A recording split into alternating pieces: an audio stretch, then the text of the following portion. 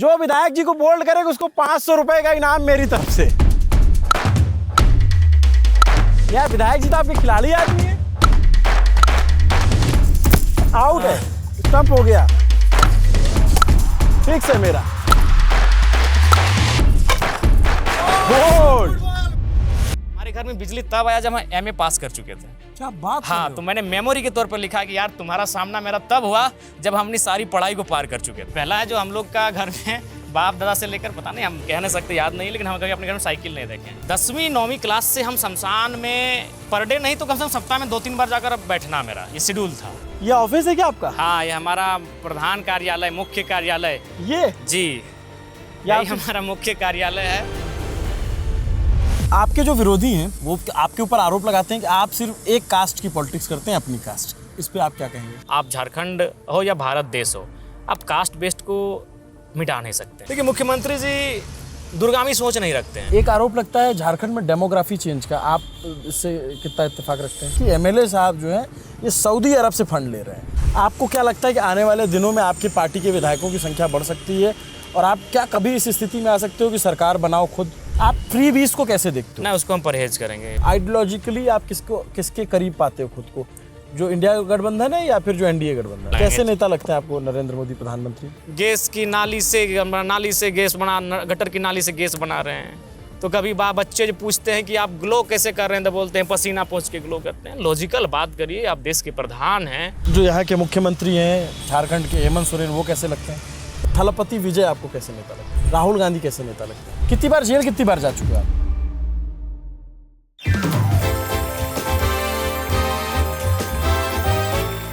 अगर मैं कहूं कि मैं एक विधायक के घर में दाखिल हो रहा हूं तो क्या आप मानेंगे?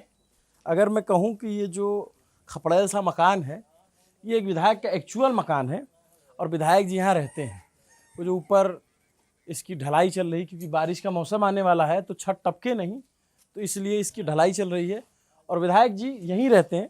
पहले मुझे लगा कि बहुत सारे विधायक जो होते हैं, जिसे हम टीवी में देखते हैं कि एक कच्चा मकान रखते हैं और एक बड़ा महल हवेली टाइप से रखते हैं दिखाने के लिए, लेकिन काफ़ी ठोक पीट के जानकारी ले ली तो पता चला नहीं, ये एक्चुअल बात है। ये विधायक जी का पुश्तैनी मकान है।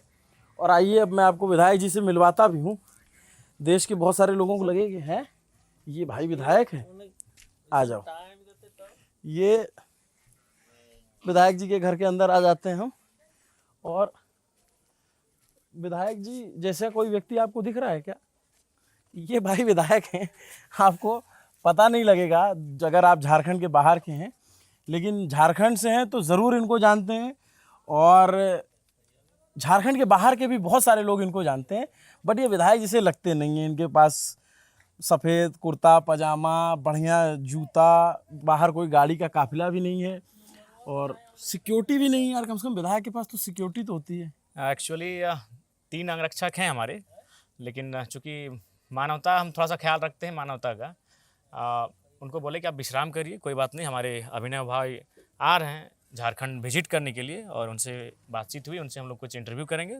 तो इंटरव्यू में तो आपकी आवश्यकता है नहीं, तो आप लोग विश्राम कर सकते हैं। तो शायद वो विश्राम कर रहे हैं। नमस्ते, अभिनव पांडे नाम है मेरा।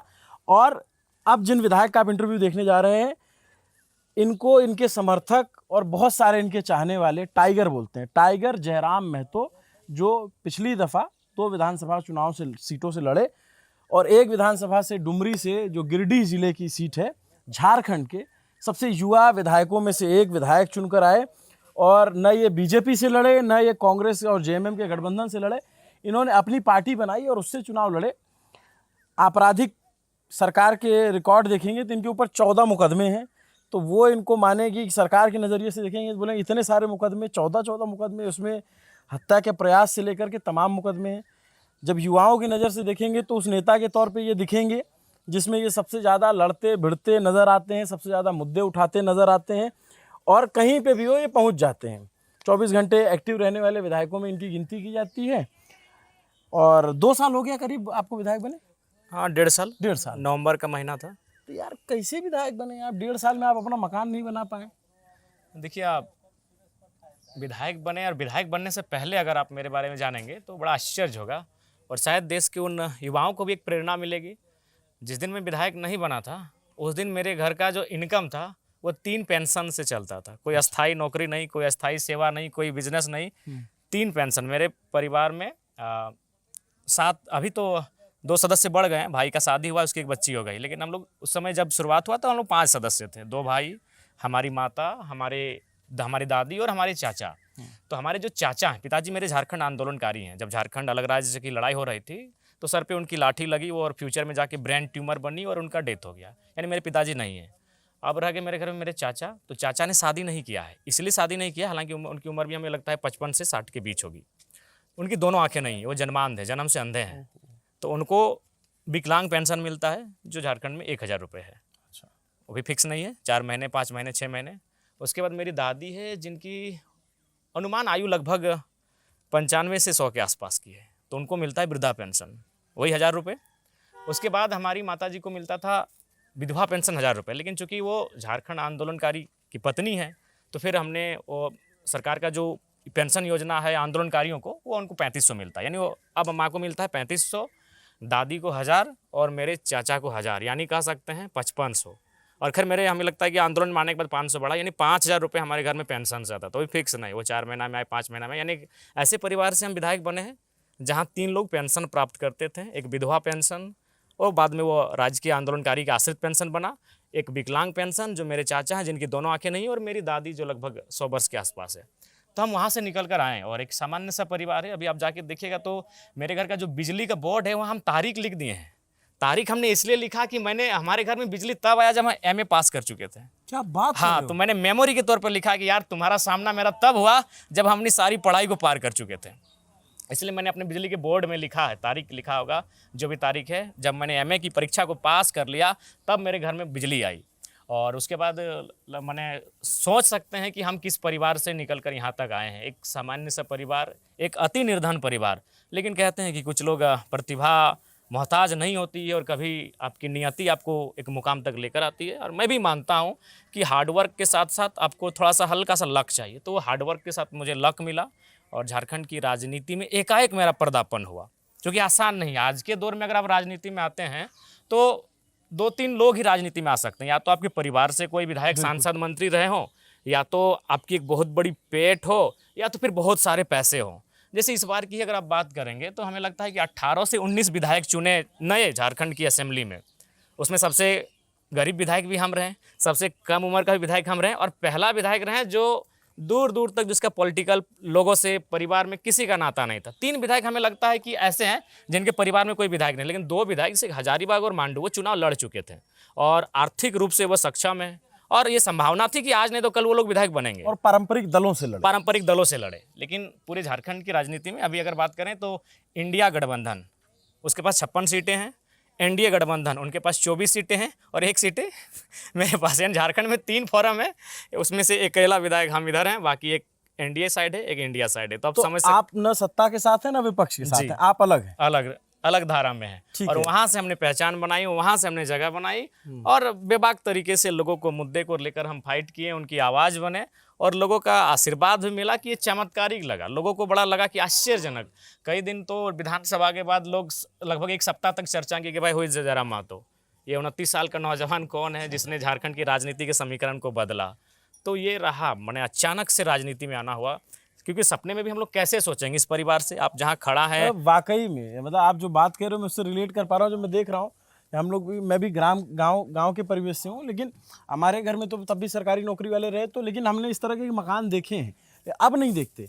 और इस परिस्थिति में आकर के इतने बड़े ख्वाब देखना अपने आप में आज के टाइम पे जो सोशल स्ट्रक्चर है उसमें एक तरीके से क्राइम है कि इतना बड़ा ख्वाब कैसे कोई देख सकता है। तो ऐसे कमाल के युवा नेता, ऐसे अलग धारा के नेता, और जिनकी जीत को चमत्कारिक बताया गया। वैसे जयराम महतो का जो है आप इंटरव्यू देखने जा रहे हैं, और ये हमारा शो है आपका नेता कैसा है। इसमें आप जानेंगे इनकी पढ़ाई लिखाई, इनका स्ट्रगल, इनका विधायक बनने के बाद इनकी पॉलिटिक्स, इनके पॉलिटिक्स के इश्यूज़ क्या हैं, मोटिव क्या है, ये चाहते क्या हैं आगे चल कर के, किस तरीके की राजनीति चाहते हैं, खुद विधायक बने उसके बाद अभी अपनी पार्टी का विस्तार कैसे कर रहे हैं, बंगाल में चुनाव लड़ा, तमाम बातें हैं। शुरू मैं आपको क्या बोलूँ, टाइगर बोलूँ?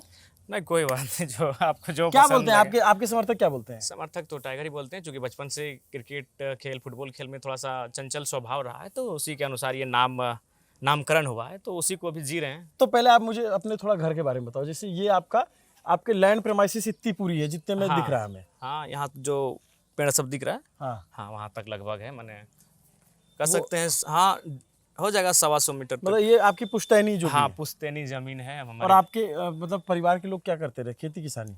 हाँ, मूल रूप से खेती किसानी, और वो भी अपने जिंदा रहने के लिए, सरवाइव करने के लिए। वो कौन है? हमारी माता है।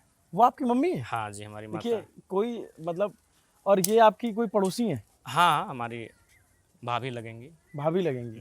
तो कोई भी ऐसे अगर दूर से देखे, बाहर से अगर कोई देख रहा होगा इस वीडियो को, तो वो कहेगा कि यार ये एमएलए की मदर हैं, ये एमएलए हैं और ये उनका परिवार है। अपने आप में देखने में ही बड़ी इंस्पायरिंग सी कहानी लगती है, वो भी तब जब सोशल मीडिया पे क्रांति की बात हो रही है और एक कोई पार्टी बनाने की बात हो रही है, उसमें एक लड़का कैसे ज़मीन पे लड़ाई लड़ कर के राजनीति में आता है। तो जयराम एक बात बताओ आप कि आपने जैसे पढ़ाई कहाँ से की? शुरुआत आपकी कहाँ से हुई? शुरुआत हमारी चूँकि पिताजी का जब निधन हुआ, हाँ। तो भारत देश अंधविश्वास का भी देश है, इस बात को हम लोग मानते हैं। तो हमसे पहले एक भाई और एक बहन हमारा था, तो उनका निधन हो गया, वो भी कम आयु में उन डेथ हो गया। हम तीसरी संतान है माता पिता की, और ठीक एक ही साल में मेरे पिताजी और दादाजी लगभग 3 महीना के अंतराल में डेथ हो गए। अच्छा। पूरा परिवार की कहानी ही ट्रेजिडी है। मेरे दादाजी डेथ हुए, उनके 2-3 महीना के अंतराल में पिताजी भी डेथ हुए। और ट्रेजिडी और देखिए कि जब मेरे पिताजी का डेथ हुआ, जो मेरा छोटा भाई था, वो 4-5 महीने माँ के गर्भ में था, यानी उसका जन्म भी नहीं हुआ था। तो उस परिस्थिति में हमारी नानी और नाना यहाँ से हमको ले गए कि इस घर में कुछ ठीक नहीं है, अच्छा। इस प्रकार की घटनाएं घट रही हैं। 2 बच्चे पहले थे, वो डेथ कर गए। दादाजी पिताजी एक ही साल में डेथ कर गए। तो इस घर में सब कुछ ठीक नहीं चल रहा है, तो हमें नाना घर ले गए, नानी घर ले गए, जो धनबाद विधानसभा पड़ता है, पुटकी मुनिडी का क्षेत्र है, वहाँ एक आमडी लकरखवारी गांव है। फिर वहाँ पालन पोषण हुआ, फिर बड़े हुए, तो फिर गांव अपने आए और यहीं से स्कूलिंग किए। कतरास कॉलेज कतरासगढ़ से इंटर ऑफ साइंस की, राजगंज डिग्री कॉलेज से इंग्लिश ग्रेजुएशन, पीके रॉय मेमोरियल कॉलेज से master of arts English literature, और अभी वर्तमान में विनोद बिहारी महतो विश्वविद्यालय से पीएचडी की उपाधि के लिए तैयारी कर किस रहे हैं। सब्जेक्ट से? English literature. English literature. और ये आपका जो घर है ये धनबाद जिले में पड़ता हाँ, है? धनबाद जिला, तोपचांची प्रखंड, चित्तरपुर पंचायत, मानटण गाँव।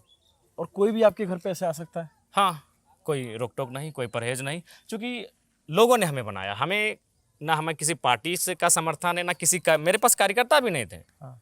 लोगों ने सीधा हमें वोट दिया। और हमारे वोटिंग के समय का अगर आप माहौल देखते तो वो भी लगता है कि ये कोई फिल्म का डॉक्यूमेंट्री बन रहा है। मैं देख रहा था आप कभी एक गाड़ी से कूद के दूसरी गाड़ी में चल जाते थे। हाँ, वो था। और उसके बाद जिस भी सभा में जाते थे, जैसे सभा हो गई, तो फिर हम बोलते थे कि भाई प्रचार करना है, एडवर्टाइज करना है, पोस्टर बैनर बनाना है, पैसे नहीं है हमारे पास।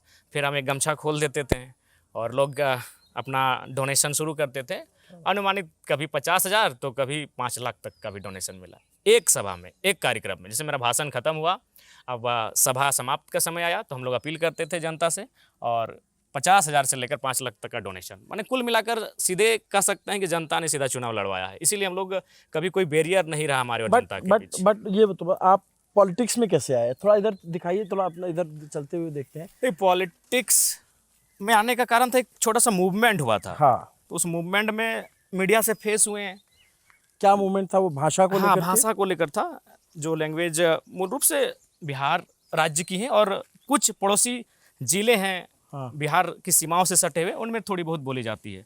तो धनबाद बोकारो जो जिला है, ये बंगाल से सीमा साझा करता है, अतः यहाँ उन भाषाओं का औचित्य नहीं था। तो 2 जिलों में जैसे की परीक्षा में जब इन भाषाओं को इंक्लूड किया गया, तब एक प्रोटेस्ट हुआ, और उस प्रोटेस्ट में हम भी गए।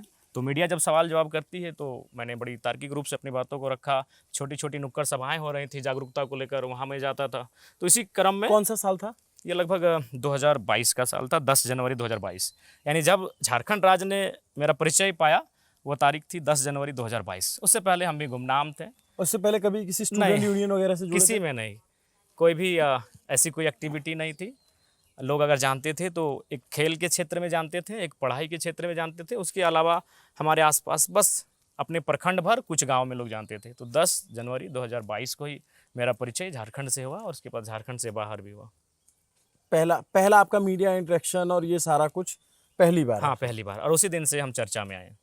फिर उसके बाद लगा कि मतलब 22 से एमएलए आप हो गए कौन नहीं, सी ईयर में? एमएलए 24 में बने। 24 2 में। साल तो स्ट्रगल में लगा। 2 साल में आप जो है एक सामान्य स्टूडेंट हाँ, लीडर से सामान्य एमएलए हो गए। और बिल्कुल, और झारखंड के इतिहास में पहला एमएलए है जो अभी भी स्टूडेंट है। हाँ, कंटिन्यू है, पढ़ाई हमारी कंटिन्यू है। 30 तारीख को हमारा प्री सबमिशन है। ऐसा नहीं कि बीच में छूटा है, कंटिन्यू है।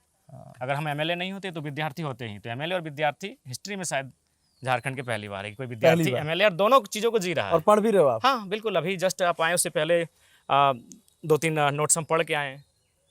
क्या बात है। और ये आपके सारा ये कद्दू वद्दू लगा रखा है घर में? हाँ, कुछ अपने जीविका उपार्जन के लिए सारी चीज़ें करते हैं। अच्छा, और गाय वाय भी पाल रखी है आपने? हाँ, 2 गायें हैं घर में। काकी नमस्ते, कैसी हैं आप? ठीक है। आपके बेटे तो एकदम पूरे देश में चर्चित हैं इस समय। ये घर पे रहते हैं कि नहीं रहते हैं? नहीं रहते हैं बेटा, हाँ, नहीं रहते हैं घर पे। तो डांटती नहीं है कि थोड़ा घर पे भी समय दिया करो? डांटेगा, अभी छोटा है, छोटा का समय डांटते हैं। अभी सुनेगा, डांटो भी तो नहीं सुनेगा बेटा, अच्छा, नहीं सुनेगा डांट। बट जब एमएलए बन गए ये, तो आपको पता था एमएलए क्या होता है, क्या क्या काम करता है? हाँ जानते हैं, कैसे नहीं जानेंगे। आप इनके प्रचार उचार में जाती थी कभी? हाँ बेटा, लोकसभा में बहुत गए हैं, पूरा गांव घूमे। अच्छा, बाद में भी हमारे पैर दोनों पिक्चर हैं, ये कुछ सही नहीं है। आपका क्या नाम है? हमारा नाम शीला देवी। तो आप तो जो है सब अड़ोस पड़ोस के लोग आते होंगे, कहते होंगे कि आपका बेटा तो विधायक बन गया, बहुत तारीफ करते होंगे सब। अरे तारीफ करता, कोई जलता है अंदर में। अच्छा, तो अच्छा नहीं तो कौन कारण में इतना दूर हम लोग हो गए। तो एक बार बताइए कि आपके बेटे एमएलए बन गए और आप अभी भी ऐसे कच्चे मकान में ही रहते हो? बेटा कभी घर आते हैं, नहीं आते हैं, कभी भी घर नहीं आते हैं। लोग तो हम लोग को बोलते हैं कि आपका बेटा इतना दिन से बाहर में रहते तो आपको कैसा लगता है? हम बोलते हैं कैसा लगेगा, अच्छा लगेगा। हमारा बेटा अभी इंसान इस समय हमारा नहीं है, सबका बेटा है। हम जैसा माँ है वैसा उस और माँ है उसका। तो शादी वादी कराएंगे? शादी कराने लिए तो हम एकदम एक्टर हैं। अगला साल शादी दे देंगे, नहीं देंगे तो मेरे कोई भरोसा नहीं है। कम से कम पापा तो नहीं है तो माँ अपन जिंदा है, कम से कम अपना नज़र में तो देखिए लेंगे ना अपना बहू को। शादी करेंगे बेटा। तो लड़की देख रही है कि ये इनको छोड़ दिया कि लव मैरिज कर लेंगे? नहीं नहीं, ऐसा नहीं करेगा बेटा, हाँ। शादी करेंगे, वो सब काम हम लोग। और ये बताइए, मान लीजिए ये तो विधायक हो गए, इनको विधानसभा में कोई विधायक पसंद आ गई तो? कोई भी पसंद आएगा, शादी करके ना आने का बाबा। हाँ। पसंद होने से क्या होगा, शादी करके उसको आनेगा। लेकिन बस अपना जात होना चाहिए। अच्छा, हम लोग जो कुर्मी महतो हैं वो होना चाहिए, और शादी करके ही हम घर आनेगा। तो आप जाती हैं, इनको तो विधायक आवास वास मिला होगा रांची में, वहाँ कभी गई? गए हैं, 2 बार गई हैं बाबू। तो उधर क्यों नहीं रहते, यहाँ क्यों रहते हो? अपना घर अपना है, वो तो मेरा घर नहीं है ना। 5 साल के लिए है तो वहाँ रहेगा और अपना घर की करेगा। जैसे कि मेरे घर में देखो पानी चू रहा है तो हम अपना घर सरिया रहे हैं। तो अभी आप वो बारिश के लिए बचाने के लिए बंदोबस्त कर रहे हैं? बस बस बारिश के लिए, और नहीं पानी चुएगा इसमें। जो बंदोबस्त हम किए हैं ना, और पानी नहीं चुएगा इसमें। कितनी क्यूट है आंटी, जो है इतनी अच्छी बात कर रही हैं, लेकिन मतलब देख करके बड़ा आश्चर्य होता है। देखिए, ये घर ही त्याग का घर है। हाँ, इनका जो सुहाग था वो झारखंड आंदोलन की लड़ाई में शहीद हुए हैं। बेटा भी एक बेटा उसी रास्ते पर है। तो हमारी माँ ने त्याग को देखा है। जब एक पत्नी थी तब भी उन्होंने त्याग को देखा है इस घर में, और जब वो एक माँ बनी तो भी उन्होंने त्याग को देखा है। तो इसीलिए अब अपेक्षा भी नहीं रखती हैं। जैसे बाकी माएँ अपेक्षा रखती हैं कि उनका बेटा अगर सरकारी नौकरी भी करता है तो माँओं की अपेक्षाएं होती हैं, लेकिन मेरी माँ को मालूम है हमारे पिता का चरित्र क्या था, तो उसी रास्ते पर हम भी हैं। क्योंकि माँ ही एक किस्सा सुनाती है कि कोई व्यक्ति था जो हम लोग को एक खेत बेचने के लिए, हमारे खेत के बगल में था, तो हमारे पिताजी बोले कि नहीं, हमारा तो खाने भर खेत है, ऐसा कीजिए हमारे बगल का जो उनका बेचारा खेत नहीं तो उसको बेच दीजिए। तो हम लोग का जो चरित्र है, जो व्यवहार है, वह कह सकते हैं पीढ़ी दर पीढ़ी वही चल रहा है। बट कई बार पता है, अभी मैं आपको बताऊं, जिससे जो आपको जानते हैं वो तो समझ रहे होंगे, दिल्ली, मुंबई, कोलकाता, इन सब जगहों पे या बड़े शहरों में जो लोग बैठे हैं उनको लग रहा होगा यार ये फैब्रिकेटेड इंटरव्यू चल रहा है, या फिर कुछ मतलब ये लोग पहले से फिक्स कर लिए हैं किस तरीके से दिखाना है कि एमएलए इतना सामान्य से रहते हैं। आप लोग इनके साथ ही रहते हो? बिल्कुल साथ में ही रहता है। तो इनका और कोई घर और तो नहीं है? नहीं, इनके विधानसभा में एक भाड़ा में घर लिए है हम लोग। अच्छा, हाँ, उसी में जनता दरबार वगैरह लगाते हैं, तो देखिए, किराए पे रहते हैं किराए पे रहते हैं वहाँ पे। वहाँ पे भी आपने अपना घर नहीं लिया? नहीं, चूँकि हमारा कुछ हमने अपना राजनीति में आने के लिए शर्त रखा था, हाँ। जिसमें हमारा पहला शर्त था कि हम अपने ज़िले से बाहर 1 इंच प्रॉपर्टी नहीं बनाएंगे। अच्छा। 1 इंच ना ज़मीन खरीदेंगे, ना मेरे नाम से किसी प्रकार का कोई कारोबार, कोई व्यापार, यानी कोई आमदनी हमारा माने अन्य ज़िलों से अपना प्रॉपर्टी निजी माने एक ऐसा प्रॉपर्टी जो अस्थायी प्रॉपर्टी हो उसके माध्यम से नहीं होगा। तो हमने पहला अपना घोषणा यही रखा था, और मेरा मानना भी यही है कि आज भारत देश में जो आर्थिक असमानता हो रही है उसका मूल कारण है कुछ लोगों का ज़रूरत से ज़्यादा अमीर होना। तो मैंने कहा उसमें मुख्य रूप से ब्यूरोक्रेट्स हैं, पॉलिटिशियन हैं और कैपिटलिस्ट हैं। तो इसलिए मैंने पहला वचन यही दिया था कि अगर हम चुनाव जीतेंगे तो मैं अपने ज़िले से बाहर 1 इंच ज़मीन नहीं खरीदूंगा। तो इसलिए अपने इस वचन को निभा रहे हैं हम। मेरा घर होता है धनबाद ज़िला, और जहाँ से हम विधायक बने हैं वो 2 ज़िला बॉर्डर साझा करता है, एक धनबाद और एक गिरिडीह और बोकारो। तो वहीं पे भाड़े पे लिए हैं और वहीं रहते हैं और वहीं से क्षेत्र का भ्रमण करते हैं।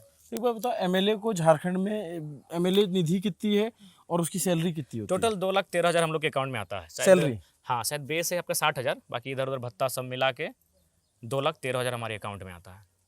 और उसमें मेरा एक घोषणा है 75% डोनेट कर देंगे।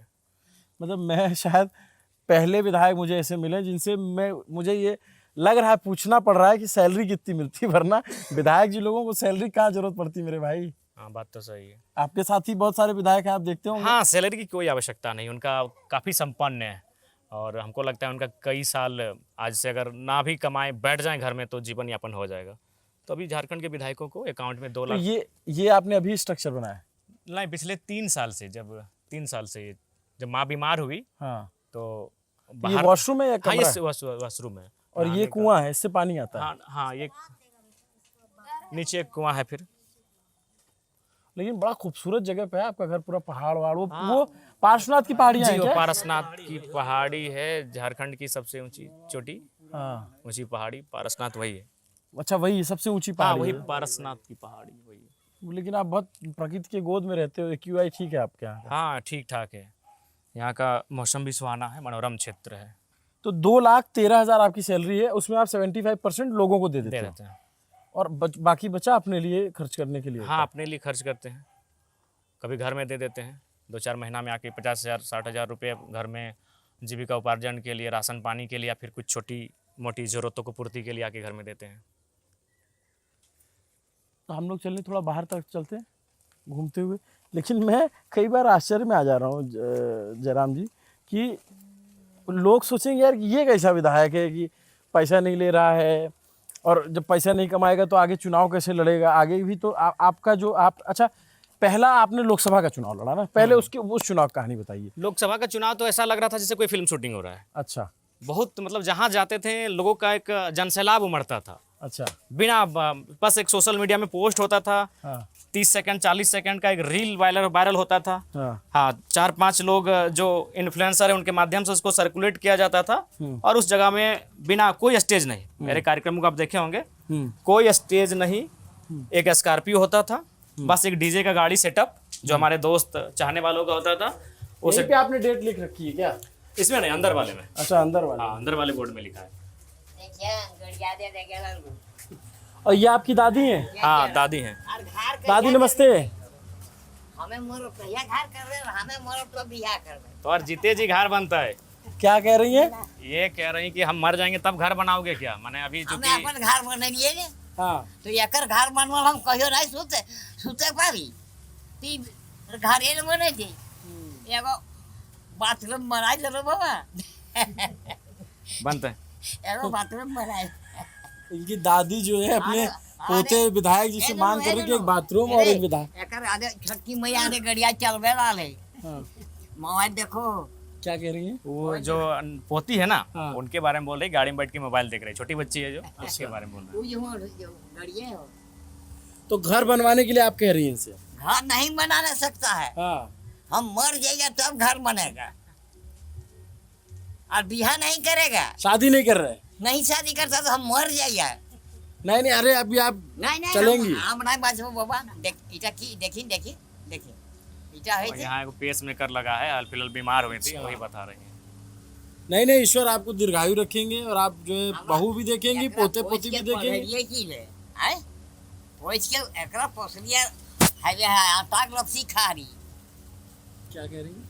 ये कह रहे हैं कि आटे का लापसी यानी आटे को गीला करके उसमें चीनी डाल के, या फिर माने उस समय काफ़ी आर्थिक स्थिति बिल्कुल भी सामान्य नहीं थी तो तो और उन्हीं की पेंशन से आप सारी पढ़ाई की? हाँ, ये देखिए इनका 1000 रुपये का पेंशन, चाचा को 1000 रुपये का पेंशन और माँ को 3000, अभी 500 बढ़ा है यानी 5, अभी 5.5 उसी से विधायक बनने से पहले हमारे घर में अभी 4-5 महीना उसको भी नहीं कह सकते हैं।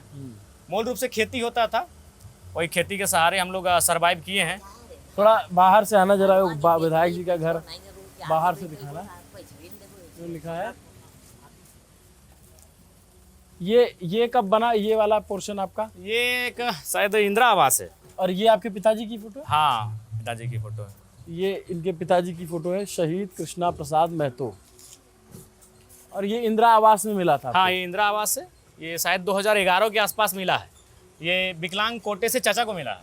अच्छा। हाँ, और अंदर में छोटा सा कमरा देखे, वो भी इंदिरा आवास है, वो 1999 का है, वो दादी को मिला है। अच्छा। हाँ, और उसके अलावा जो घर है ये 1960 के आसपास बताती हैं अनुमान, जो मिट्टी का घर है 1960 के आसपास का है। तो किसी ये मतलब ये जो सड़क है ये इधर सब लोगों को पता है कि आप यहाँ रहते हो, कोई भी आ जाए आपकी बात सुनने के लिए? हाँ, चूँकि सोशल मीडिया में हम लोग अपनी एक्टिविटी को रखते हैं कि कहाँ हम बैठते हैं, वहाँ लोग आ जाते हैं। डर वर लगता है एमएलए हो गए होंगे, थोड़ा आपके पॉलिटिकल राइवल हो गए होंगे? नहीं, वो तो है, विरोधी तो काफ़ी हैं, क्योंकि हम जिस प्रकार की पॉलिटिक्स को कर रहे हैं, जो व्यवस्थाओं में बने हुए हैं, उनको पसंद नहीं आ रहा है। हम विधानसभा भी खाली पाँव जाते हैं, क्योंकि हमने एक प्रतिज्ञा किया था कि अगर कभी विधायक सांसद बन जाएंगे तो हम लोग उसको एक मंदिर ही मानेंगे। तो बहुत सारी मेरा जो राजनीति करने का तरीका है, वो बनी व्यवस्था में जो बने लोग हैं उनको पसंद नहीं आता। नहीं आता होगा ना, क्योंकि भाई आप तो एकदम लड़ाका टाइप की बातें करते हो, चप्पल हर पहन के चीज़- चले जाते हो आप? नहीं, खाली पाँव, हम नंगे पाँव विधानसभा जाते नंगे पाँव जाते हैं। विधानसभा जब हम प्रवेश करते हैं तो नंगे पाँव करते हैं। तो ये बहुत सारी चीज़ें क्या ऐसी थॉट हैं। प्रोसेस इसके पीछे की मंदिर जैसा? हाँ, हमने कहा कि भाई वहाँ इस देश के करोड़ों लोग की आस्था है, चाहे वो किसान वर्ग हो, छात्र हो, महिलाएं हो, सबों की इस राज्य के एक बहुत बड़ी आबादी की आस्था है। तो जिस प्रकार हम लोग आस्था के केंद्र में श्रद्धा के साथ जाते हैं, तो मैंने वही प्रण लिया था, उसको निभा रहे हैं। और इधर साइड में क्या है? इधर से आप चले जाएंगे, उसके बाद ये धनबाद जिला है, उसके बाद आगे गिरिडीह जिला का बॉर्डर मिलेगा। इधर? हाँ, इधर और आगे इधर ज्यादातर लोग की जीविकोपार्जन कैसे होता है? मूल रूप से जिंदा रहने के लिए, सरवाइव करने के लिए खेती बाड़ी, और अगर कुछ बीच में छोटी मोटी ज़रूरतें पूर्ति करने के लिए लोग थोड़ा सा हाजिरी फुटिया का काम करते हैं, मजदूरी वगैरह काम करते हैं। 2-4 लोग हैं, सक्षम भी हैं, संपन्न भी हैं। और एक और आपका स्कूल कहाँ है जहाँ से पढ़े हो आप? हमारा स्कूल तो आधा बचपन हमारा मामा घर में बीता है। यहाँ एक सामने है, आगे फिर कतरास, राजगंज और धनबाद। और फिर मतलब अलग अलग जगहों पे आप? हाँ, अलग अलग जगहों से पढ़ाई हुई है। और इसीलिए शायद जब आप मामा के घर रहते थे, आपका एक बयान मैंने सुना कि मुझे माँ का दूध नहीं नसीब हुआ था। हाँ हाँ, सही बात है, माँ का दूध नसीब नहीं हुआ है, क्योंकि काफ़ी कम आयु थी और उस समय ही यहाँ छोड़ना पड़ा। तो ज़्यादातर आपकी एक्टिविटी किधर होती है, इस इलाके में? आपकी हाँ, ये विधानसभा में? इसमें भी, चूँकि ये अपना पैतृक विधानसभा है तो एक्टिविटी यहाँ होती है, लेकिन मूल रूप से जो एक्टिविटी होती है वो डुमरी तो विधानसभा आप है। यहाँ से क्यों चुनाव नहीं लड़े थे? चूँकि उससे पहले हम लोकसभा लड़े थे, और लोकसभा में 6 विधानसभा होता है, तो उसमें हमारा सबसे ज़्यादा वोट आया था डुमरी से 90,000, और उसके बाद सेकंड में आया था गोमिया से 70,000, यहाँ से आया था 60,000, यहाँ तीसरे नंबर पर था। तो लोगों का कहना था कि आपका जीतना जरूरी है, और लोकसभा में अगर आप वहाँ 90,000 लाए हैं तो 90,000 सुरक्षित है। यहाँ हम तीसरे नंबर पर थे, अगर आप प्रत्याशियों के हिसाब से देखेंगे तो हम तीसरे नंबर पर थे। पहले नंबर पर शायद एनडीए के थे, दूसरे नंबर पर इंडिया के थे, तीसरे नंबर पर हम थे, लेकिन वहाँ जो था वहाँ हम पहले नंबर पर थे और उन लोग से 35,000 वोट आगे थे। इसलिए रायशुमारी ये हुई कि आप पार्टी के सुप्रीम लीडर हैं और आपके आने से ये पार्टी बनी है, तो आपका उस सीट से चुनाव को लड़ना चाहिए जहाँ से आप जीत के श्योर जाएंगे। तो फिर डुमरी वहाँ से लड़ें। और अब तब पहला जब आपने लोकसभा लड़ा तो आपकी पार्टी का नाम क्या था? पार्टी नहीं थी, तब पार्टी इंडिपेंडेंट, हाँ, इंडिपेंडेंट। पार्टी नहीं थी। अलग हम लोग 8 लोकसभा चुनाव लड़े थे, 8 का सिंबल अलग अलग था।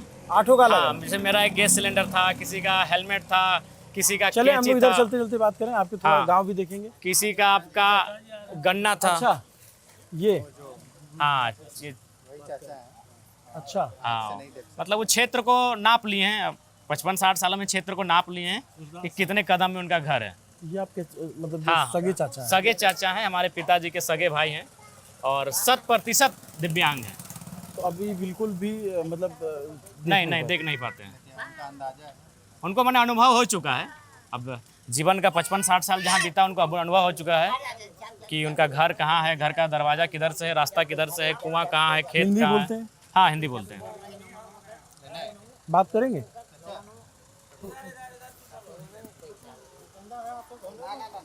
चाचा नमस्ते, कैसे हैं आप? मैं अभिनव नाम है मेरा, दिल्ली से आया हूँ, पत्रकार हूँ। तो आपके विधायक जो है भतीजे बड़े चर्चित हैं, तो हमने कहा झारखंड आया तो सब लोगों ने कमेंट किया कि जयराम महतो का इंटरव्यू कीजिए, तो हम आ गए। तो अभी आपके बारे में बता रहे थे, तो आप कैसा लगता है आपके भतीजे विधायक हो गए? ठीक है, बढ़िया। ठीक लग रहा है। ठीक लग रहा है? हाँ, सीएम काम वाम ठीक कर रहा है? सीएम बनाएंगे उसको। सीएम बनाएंगे? तो बना देंगे? हाँ, तो बिना सीएम बनाए नहीं मानेंगे? ना सीएम तो बनाना ही पड़ेगा, बनाएंगे। हाँ वैसे ही काम करता है, हाँ। वैसे ही काम करता है। आप भी गांव से ही हैं? हैं? आप भी इनके गांव से हैं? आप ही के गांव से हैं? हाँ बाबा लगेंगे। आप इनको तो देखे होंगे बड़ा होते हुए। हाँ जो हाथ धोएगा। अच्छा, तो अच्छा मैं देखता हूँ आपको कई बार क्रिकेट विकेट भी खेलते हो, किधर खेलते हो? आगे है यहाँ से लगभग 600 मीटर के बाद हमारा क्रिकेट का मैदान है। तो चलिए अब आप क्रिकेट के मैदान तरफ चलते हैं, उधर ही बात करते चलेंगे। ले आनी तो नहीं पीछे से। तो और ये गाड़ी किसकी है? गाड़ी है यही, गाड़ी में चलते हैं। तो गाड़ी आपकी है? आपके नाम ना पे? ये गाड़ी मेरे नाम में नहीं, ये दोस्त की है। अच्छा, मेरे नाम पे जो गाड़ी है उसको हम लोग जमा कर दिए हैं शोरूम में। उसको फिर से उसको दे के दूसरी गाड़ी लेंगे, क्यों? क्योंकि 1 साल मेरे लिए दूसरे विधायकों के हिसाब से मेरे लिए 5 साल के बराबर है जितना हम ट्रेवल करते हैं। हाँ तो गाड़ी जवाब दे दिया था। है? हाँ तो उस गाड़ी को रख दिए हैं और फिर ऊपर से 2-4 रुपये लगाएंगे और फिर दूसरी गाड़ी, यानी कौन एक सी टाइम में गाड़ी हम थी? 2 गाड़ी भी नहीं रख सकते हैं, वो स्थिति है। कौन सी गाड़ी है? स्कॉर्पियो है। तो आपकी फेवरेट गाड़ी है? हाँ चूँकि उसी से पूरा इलेक्शन का कैंपेन किए हैं। ब्लैक कलर की स्कॉर्पियो? नहीं हमको वाइट पसंद है। वाइट पसंद है? हाँ वाइट पसंद है। White Scorpio. और खुद चलाते हैं या फिर नहीं ड्राइवर नहीं हैं? ड्राइविंग नहीं आती आज तक। ड्राइविंग सीखने का चूँकि हम तो पहला है जो हम लोग का घर में बाप दादा से लेकर, पता नहीं हम कह नहीं सकते, याद नहीं, लेकिन हम कभी अपने घर में साइकिल नहीं देखे हैं। तो 2 चक्का तो दूर की बात है, साइकिल 2 चक्का नहीं, सीधे मेरे घर में स्कॉर्पियो आया तब जब हम विधायक बने। यानी उससे पहले साइकिल भी नहीं था, 2 चक्का भी नहीं था। और कभी आप जब यहाँ रहते थे पढ़ाई के सिलसिले में, उससे पहले आप झारखंड से कभी बाहर जाते थे घूमने या देखने? नहीं 1-2 बार साथियों के साथ उनका एग्ज़ाम देने के लिए गए हैं और कॉम्पिटिटिव एग्जाम? हाँ उसके बाद और ऐसा कहीं नहीं गए हैं। कभी जिले से घूमने बाहर उमने नहीं, पहाड़ वहाड़ पे? हाँ पहाड़ हम लोग का पारसनाथ सामने है, तो साल में एक बार जनवरी के महीने में मेला लगता है, तो पारसनाथ हम लोग जाते नहीं हैं। ये पहाड़ नहीं, हम लोग के लिए अच्छा। तो पहाड़ है कि देहरादून, और मसूरी, देहरादून, हिमाचल। मसूरी, हिमाचल, ऊटी ना, तो उधर कभी नहीं गए हैं। नहीं गए? नहीं कभी नहीं। विधायक बनने के बाद? हाँ विधायक बनने के बाद दिल्ली जाना होता है और विधानसभा समिति के द्वारा एक बार नॉर्थ ईस्ट गए थे, अरुणाचल प्रदेश गए थे, आसाम गए थे, मेघालय गए थे, सिक्किम गए थे। तो अभी जैसे आप फिर आपने जब दल बनाया झारखंड लोकतांत्रिक क्रांतिकारी मोर्चा, क्या सोच के नाम रखा दल का? नहीं एक्चुअली दल का नाम हम लोगों ने रखा था झारखंड इनकलाब दल, शॉर्ट उसका पड़ता है जिद, JID, तो शूट कर रहा था जिद, युवा थे टीम में। तो एक्चुअली उसको कुछ अड़चने आई, रजिस्ट्रेशन होने में थोड़ा प्रॉब्लम हो रहा था। तो फिर एक व्यक्ति आए, उन्होंने कहा विधायक जी आपकी पार्टी को रजिस्ट्रेशन करने का जिम्मा हमारा है, बस आपको जैसा जैसा बोलेंगे वैसा करना है। बोले ठीक है। तो फिर वही 3-4 नाम सजेस्ट किए। हम बोले कि आपको जो नाम लगता है, क्योंकि हम लोग को पार्टी चाहिए था। उस समय नाम मायने नहीं था, हम लोग को विधानसभा का चुनाव एक सिंबल से लड़ने के लिए हमें एक पार्टी चाहिए थी। तो हमने बोला भैया पार्टी का रजिस्ट्रेशन केवल हो जाए। तो फिर हम लोग विशेष परिस्थितियों में जाके पार्टी का रजिस्ट्रेशन करवाएं। तो फिर आपका मतलब आपको तो तब तो ये भी नहीं पता होगा ना कैसे रजिस्टर होती है? कुछ नहीं, हमारे पास तो सब नए लड़के हैं जो पॉलिटिक्स का पी नहीं जानते हैं। हाँ। बस एक मूवमेंट हुआ है, लोगों को लगा कि भाई चेंजिंग होना चाहिए, नए लड़के हैं कुछ करेंगे, सब साथ देने के लिए सामने आए। कुछ नहीं मालूम था। तो पहले इलेक्शन में आपको 3.5 लाख वोट? हाँ 3.5 लाख। आप तीसरे नंबर पे रहे? हाँ तीसरे नंबर पे वोटिंग का total. Independent 3.5 lakh vote Lok Sabha में अपने आप में बहुत बड़ा। इधर झारखंड में तो किसी का कभी नहीं आया है। कभी नहीं हाँ आया? झारखंड के 25 साल की हिस्ट्री में 27%, उसको परसेंट में ले लीजिए, हाँ 3.5 लाख नहीं, चूंकि चुनाव में वोट आगे पीछे अंतर होते रहता है। तो 27% वोट आज तक इंडिपेंडेंट, 30 साल से कम, कोई पॉलिटिकल बैकग्राउंड नहीं, आज तक किसी ने झारखंड में इंडिपेंडेंट और लड़के नहीं लाया था। फिर अब आपको लगा कि भाई मैं इंडिपेंडेंट लड़ गया, ताकत दिख गई, मेरे पास लोग हैं, समर्थन कर रहे हैं। फिर आपने विधानसभा चुनाव लड़ने की लड़ा और 68 सीटों पे अपने कैंडिडेट उतारे। हाँ हाँ हाँ, सिर्फ आप अपनी सीट 2 सीटों से लड़े आप? 2 सीटों से लड़े। एक बैरमो थी जहाँ हम दूसरे स्थान पर रहे, और डुमरी जहाँ पहले स्थान पर रहे। ठीक है। तो आपने जहाँ से जीते आप, बहुत प्रोमिनेंट लीडर थे झारखंड के जगन्नाथ हाँ में तो। बिल्कुल, बहुत अच्छे लीडर थे और 4 बार कंटिन्यू वो विधायक थे। और ये जो उनका लास्ट कार्यकाल रहा उसमें वो मंत्रालय, शिक्षा मंत्रालय को संभाला उन्होंने। और उनके निधन के उपरांत उनकी अर्धांगिनी चुनाव में लड़ी और वो भी विजय हुई, और वो भी उन्होंने शायद महिला बाल विकास मंत्रालय विभाग को संभाला था। मतलब आपने वो सीट जीत ली हाँ, एक तरह जो से वो- सीट 2005 हाँ, से जेएमएम नहीं हारती। बिल्कुल। और एक तरह मतलब से सिटाडेल झारखंड- था उनका। हाँ, झारखंड मुक्ति मोर्चा का वो किला था, अवैध किला, जी। जिसे कई दशकों से भेदा नहीं गया था। हाँ, कैसे किया? युवाओं और विशेषकर महिलाएं, इनकी भूमिका बहुत ज़्यादा रही। कैसे भाई? महिलाओं ने तो कहते हैं मैया सम्मान योजना पे ज़्यादा वोट दिया। नहीं दिया, कुछ लोगों ने दिया, लेकिन सबको मालूम था कि एक चुनावी शगुफा है और उससे कोई विशेष और बेहतर बदलाव आएगा नहीं। तो उनका सहयोग समर्थन रहा। हम लोग गांव-गांव गए, कैंपेनिंग किए, लोगों से मिले, सीधा संवाद किए। हम लोगों ने बताया कि हम लोग अगर सरकार में आकर बैठते हैं तो हम लोग क्या कर सकते हैं, कैसे करेंगे, हमारा तरीका क्या होगा। तो लोगों ने पसंद किया। तो आप अकेले जीते और बाकी सीटों पे आपका परफॉर्मेंस कैसा रहा? मतलब आपकी ठीक रहा। दोनों सीटों को छोड़ दिया जाए। जैसे हम जहाँ से जीते वहाँ 94,000 वोट लाए, मांडू 71,000, रामगढ़ से 70,000, गोमिया से 60,000, हम खुद बैरमो से वहाँ भी 60,000, चंदन क्यारी में 56,000, टुंडी में भी लगभग 45,000, बोकारो में 40,000, सिंदरी में भी 40,000, आपका सिल्ली में भी 41,000, आपका ईचागढ़ में 41,000, आपका 30,000 के आसपास, तमाड़ में, सरायकेला, खरसावां और जुगसलाई में। तो अच्छा परफॉर्मेंस रहा। मतलब आपने ओवरऑल जो है पूरे स्टेट में पहले बार आप लड़े तो 3.5 लाख लाए और फिर 11 लाख के करीब वोट लाए। हाँ, 6% से ज्यादा। बहुत बड़ा नंबर होता है ये। हाँ बिल्कुल, एक ऐसी पार्टी जिसको कोई तजुर्बा नहीं है, जिसका 2-4 महीना पहले जिसको रजिस्ट्रेशन मिला है, जिसके पास कोई एक सांगठनिक ढांचा नहीं, जिसके पास बूथ कमेटी नहीं, जिसके पास बूथ में बैठने वाले एजेंट नहीं, उस पार्टी की हैसियत से एक अच्छा परफॉर्मेंस था। तो एक बात बताओ आप कि फिर जब आप चुनाव लड़ रहे थे तो राजनीतिक दल जो हैं, ट्रेडिशनल जो यहाँ से चुनाव लड़ते हैं, उन्होंने आपको 2 नज़र से देखा। एक ने कहा कि ये वोट कटवा हैं, ये जो है सिर्फ वोट काटेंगे और किसी को हरा देंगे, किसी को जिता देंगे। दूसरे ने कहा कि ये बीजेपी को समर्थन करने आए हैं, तो उन्होंने कहा कि ये जेएमएम को समर्थन करने वाले हैं, उनकी बी टीम है। इन तमाम आरोपों को आपने कैसे टैकल किया? हाँ बिल्कुल, आरोप तो लगे, आज भी लगते हैं। जब लोकसभा का चुनाव था तो लोकसभा चुनाव परिणाम के बाद लोगों ने कहा कि ये बीजेपी के लिए काम किए, और जब विधानसभा का चुनाव का परिणाम आया तो लोगों ने कहा जेएमएम के लिए काम किए। तो ये आरोप प्रत्यारोप लगातार लगे, लेकिन हम लोगों ने अपने आप को स्थिर आगे आ रखा। जाओ, आगे आ जाओ। आप सब लोग आगे आ जाओ, इधर आगे चलो, कैमरे के आगे, हमको और इनको फ्रेम में रहने दो।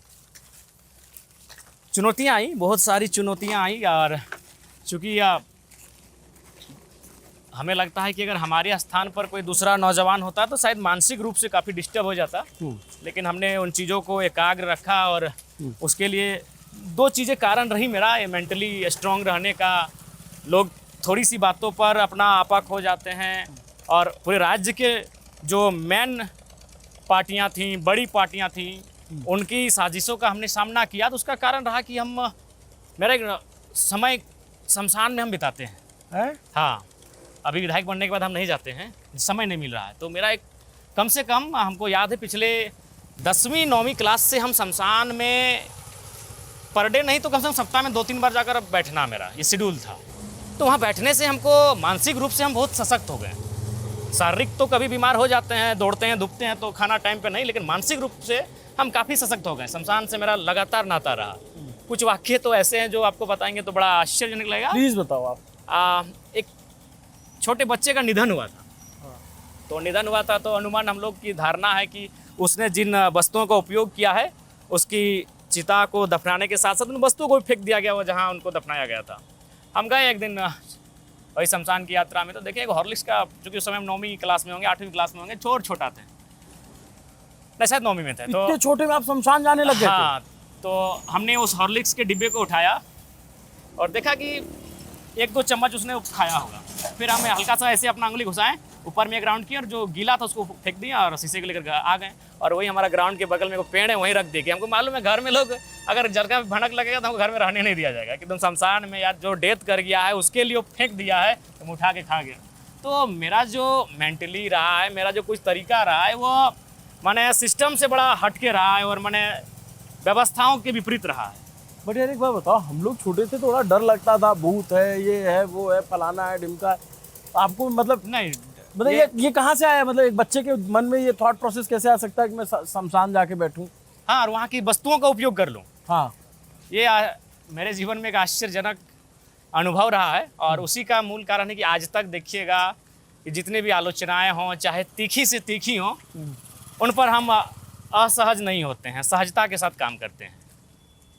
नहीं मतलब ये कैसे, मतलब गए कैसे, ये थोड़ी स्टोरी और बताओ ना। ये तो काफ़ी बचपन से रहा और बचपन से ही घर में जो ट्रेजेडी हुई उसकी वजह से गए? हाँ, चूँकि एक दुख का आपका एक कारण होता है। अगर आप कुछ व्यवस्था से हटकर कुछ चीज़ों को चैलेंज करते हैं, कुछ काम करने लगते हैं, तो आपके घर में अगर जो तकलीफें हैं, पीड़ा है, वो एक बहुत बड़ा कारण होती है। तो वो भी एक कारण था कि इन सब चीज़ों से हमको कोई भय लगा नहीं। इतनी कठिनाइयों को मैंने अपने परिवार में देख ही लिया था, तो भय होने की और कोई बात ही नहीं थी। इतनी घटनाओं को, इतनी ट्रेजेडी को मैंने देखा। तो अभी क्या लगता है फ्यूचर क्या है आपकी पार्टी का? देखिए, फ्यूचर तो ठीक ठाक लग रहा है, क्योंकि अभी इस बार का जो विधानसभा का सत्र रहा, इसमें इनको पहचानते हैं आप लोग? हैं? हैं? तो भाई है, यहाँ घर का आदमी। घर के आदमी है? हाँ, तो लगते ही नहीं विधायक है। विधायक जी है, लगता है क्या उसका स्टंप थोड़े मारा हुआ रहता है। हम लोग को विधायक नेता होता तो देखिए कुर्ता उर्ता पैजामा वजामा। नहीं, सब दिन इसका जो है वही है, सब दिन नहीं याद आता, सब दिन नहीं ड्रेस में रहता। आप बचपन से देखे होंगे। बचपन से हम लोग देख के पैदा किए हैं, तो ये सवाल पैदा नहीं है। हाँ। हम लोग का तो घरे का है, घर का बच्चा है। हम लोग का तो चचा का लड़का है। आप जानती हैं कौन है? देवर है आपके? सब एक तरीके से आपके मोहल्ले के लोग आपको एकदम। नहीं, अब कहीं भी जाइएगा झारखंड में लोग कहते हैं कि अगर 5 साल का लड़का अगर मम्मी पापा से मोबाइल मांगकर सेल्फी लेने लगा हो तो सोच लीजिए जरा महत्व आया है। अच्छा। हाँ, ये दूसरे दल के भी नेता कहते हैं कि अगर 5 साल का बच्चा अगर फोटो लेने के लिए माँ से किसी लीडर से फोटो खिंचाएंगे, हाँ। सेल्फी लेंगे, तो सोच लीजिए जरा महत्व है। ये जीटी रोड है क्या? हाँ, ये आपका दिल्ली और कलकत्ता को जोड़ने वाली सड़क है। हमारे प्रयागराज से भी जाती है ये सड़क। जी जी जी। और ग्राउंड आपका किधर है? ग्राउंड उस पार है। उस पार है, तो हम लोग इधर से चलेंगे। चलिए। बट आप रहते बहुत मतलब प्रकृति की गोद में हो। हाँ, ये तो है।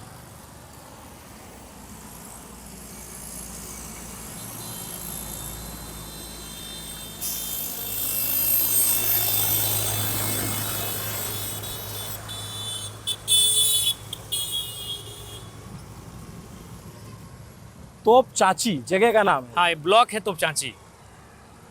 क्या मतलब है इसका? अब ये तो कहना मुश्किल है कि भाई तोप तो समझ में आता है और चाची की दूसरी चाची हो बहुत गई। पुराना नाम है, इसीलिए।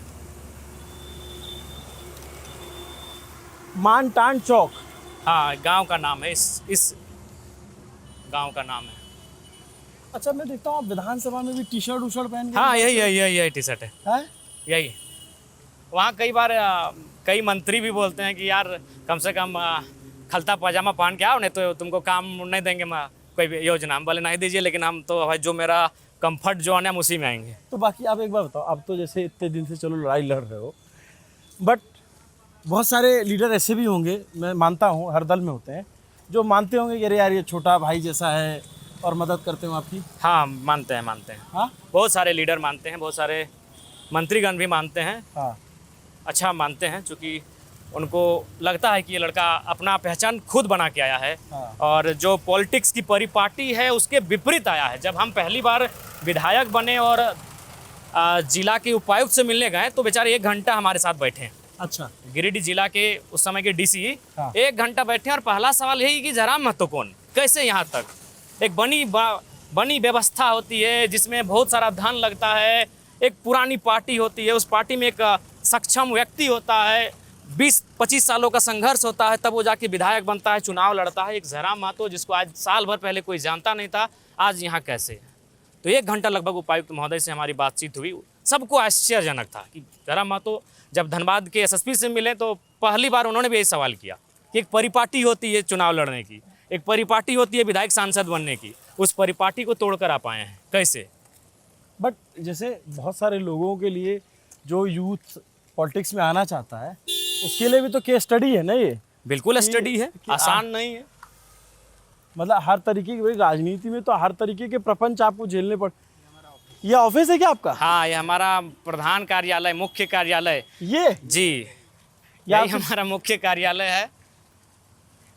किसी ने पेंटिंग बनाई इनकी, उसमें पीछे टाइगर बना रखा है, और चूंकि एक्चुअल में ये टाइगर जयराम महतो के नाम से ही फेमस है।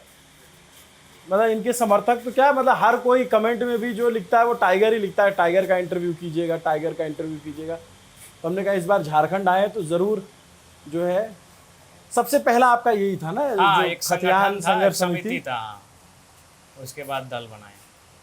और यहाँ यहाँ आप बैठते भी हो?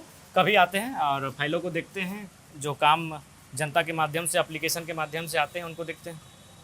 अच्छा, तो बनाइए बैट बॉल थोड़ा सा देखें। आपका क्रिकेट का भी बहुत वीडियो आता रहता है। हाँ, खेलते हैं। ये क्या मंगूस बैट खेलते हो क्या आप लोग? ना, इसको मंगाए हैं, अभी हाल फिलहाल मंगाए हैं। खेलते हो आप? हाँ, खेलते हैं। अभी तो बढ़िया खेलते हैं। हम तो पिछले साल अप्रैल में खेले थे, लास्ट हो गया। बॉल नहीं, विकेट। तो मंगाइए विकेट विकेट, तब तक हम लोग थोड़ा पॉलिटिकल बातचीत कर लेते हैं। आइए, जो आपके ऊपर राजनीतिक आरोप है उस पर भी तो जानकारी ली जाए। इधर ही बैठ लेते हैं। इधर बैठिएगा ना, ग्राउंड में बैठिएगा, ग्राउंड में बैठ यहाँ भी सकते हैं। हवा, बगीचा है। तो हम लोग अब थोड़ी देर में मैच खेलेंगे। विधायक जी प्रबंध करवा रहे हैं। विधायक जी का इतना जलवा तो यहाँ है ही, इलाके में हम देख ही लिए हैं। बट विधायक जी को लेकर के पॉलिटिकल बातचीत भी बहुत सारी होती है। आपके जो विरोधी हैं वो आपके ऊपर आरोप लगाते हैं कि आप सिर्फ एक कास्ट की पॉलिटिक्स करते हैं, अपनी कास्ट। इस पे आप क्या कहेंगे? देखिए अभिनव भाई, जब किसी राजनीतिक दल का उदय होता है तो जाहिर सी बात है उसका एक आधार होता है, जी। और उसमें जो लड़के होते हैं वो पहले जिस समुदाय से आते हैं, सबसे पहले उनको उनका समर्थन मिलता है, धीरे धीरे बढ़ता है। आप अभी अगर बिहार में ही नीतीश जी का उदाहरण लें तो नो डाउट उस जिस समुदाय से फिर उन्होंने कोरी समुदाय को जोड़ा, फिर अन्य पिछड़ों के साथ हुए, फिर महिलाओं के साथ हुए, फिर दलित, महादलित, उसके बाद अनारक्षित वर्ग से जो पिछड़े हैं उनके साथ जुड़े। तो किसी की भी सफ़र की जो शुरुआत होती है, नो डाउट आप झारखंड हो या भारत देश हो, आप कास्ट बेस्ड को मिटा नहीं सकते हैं। हम जैसे नौजवान पढ़ लिख कर यहाँ तक आ गए, लेकिन ये चीज़ें, ये सवाल सामने आता है। और पहला सपोर्ट है वो कास्ट से मिलता है, स्वाभाविक है, हर किसी हर जगह पे है। आप हमारे जब स्टेट की बात आती है, बड़े महान नेताओं की बात आएगी तो विनोद बिहारी महतो आएंगे, जयपाल सिंह मुंडा आएंगे, निर्मल महतो आएंगे, शिबू सोरेन आएंगे, जिनके बेटे अभी हेमंत सोरेन है। शिबू सोरेन जी तमाड़ से हार गए थे, जबकि तमाड़ में रहने वाले लोग भी आदिवासी हैं, लेकिन वो मुंडा आदिवासी थे और शिबू सोरेन संथाल आदिवासी थे। ट्राइबल्स में भी उनको वोट नहीं मिला। शिबू सोरेन स्वयं एक ट्राइबल थे, लेकिन वो ट्राइबल की जो एक होती है संथाल, वो संथाल से आते थे। तो ये हर किसी के साथ होता है, इससे कोई अछूता नहीं है। और लेकिन आपने जो ये मांग की बीते दिनों की कुर्मी समाज को एसटी में आरक्षण मिलना चाहिए, उसका आदिवासी समाज के बहुत सारे लोगों ने विरोध किया। देखिए, विरोध का मूल कारण ये है कि उनको ये बताया जाता है कि जैसे कि कुर्मी समुदाय जब शेड्यूल ट्राइब की सूची में सम्मिलित हो जाएंगे या फिर पुनः लिस्ट हो जाएंगे, तो इनकी संख्या उस संख्या में जाके मिल जाएगी जहाँ से उनको अभी सुविधाएं मिल रही है, संरक्षण मिल रहा है, आरक्षण मिल रहा है और विशेष सुविधाएं मिल रही हैं।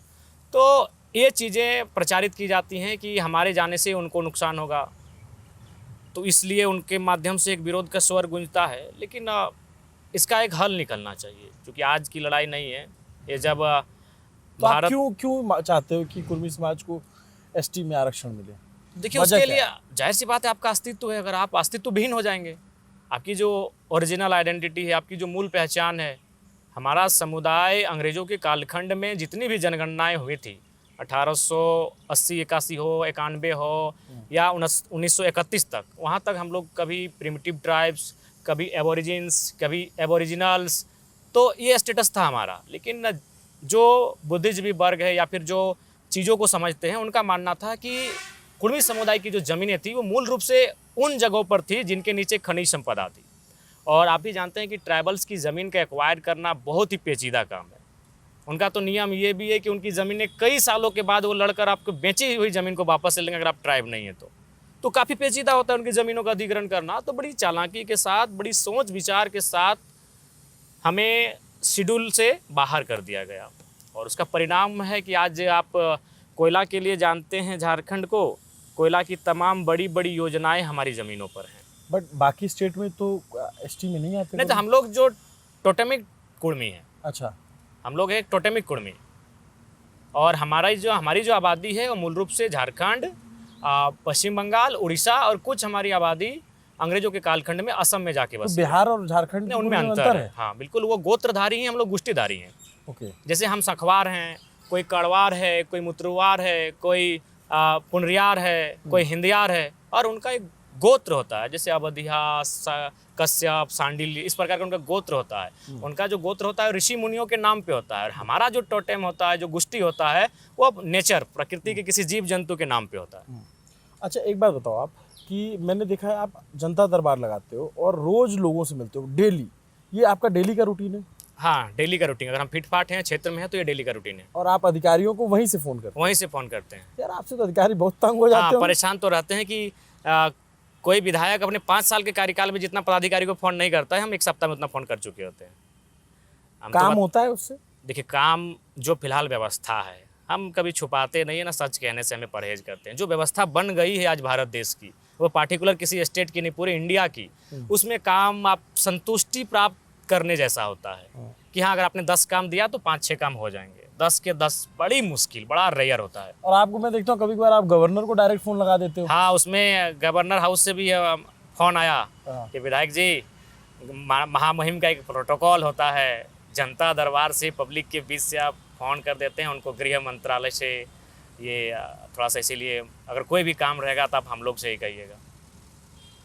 आप डायरेक्ट गवर्नर हाँ, को हम phone करते जनता दरबार से चीफ सेक्रेटरी को भी लगा देते हैं। आप किसी भी एक आम जनमानस से पूछिए कि वो विधायक से मिलने गए हैं, वो बोलेंगे हाँ हम लोग विधायक से तो मिलने जाते हैं और पहले भी जाते थे। किनको फ़ोन करते थे? बीडीओ को, सीओ को और जिले के ऑफिसर को।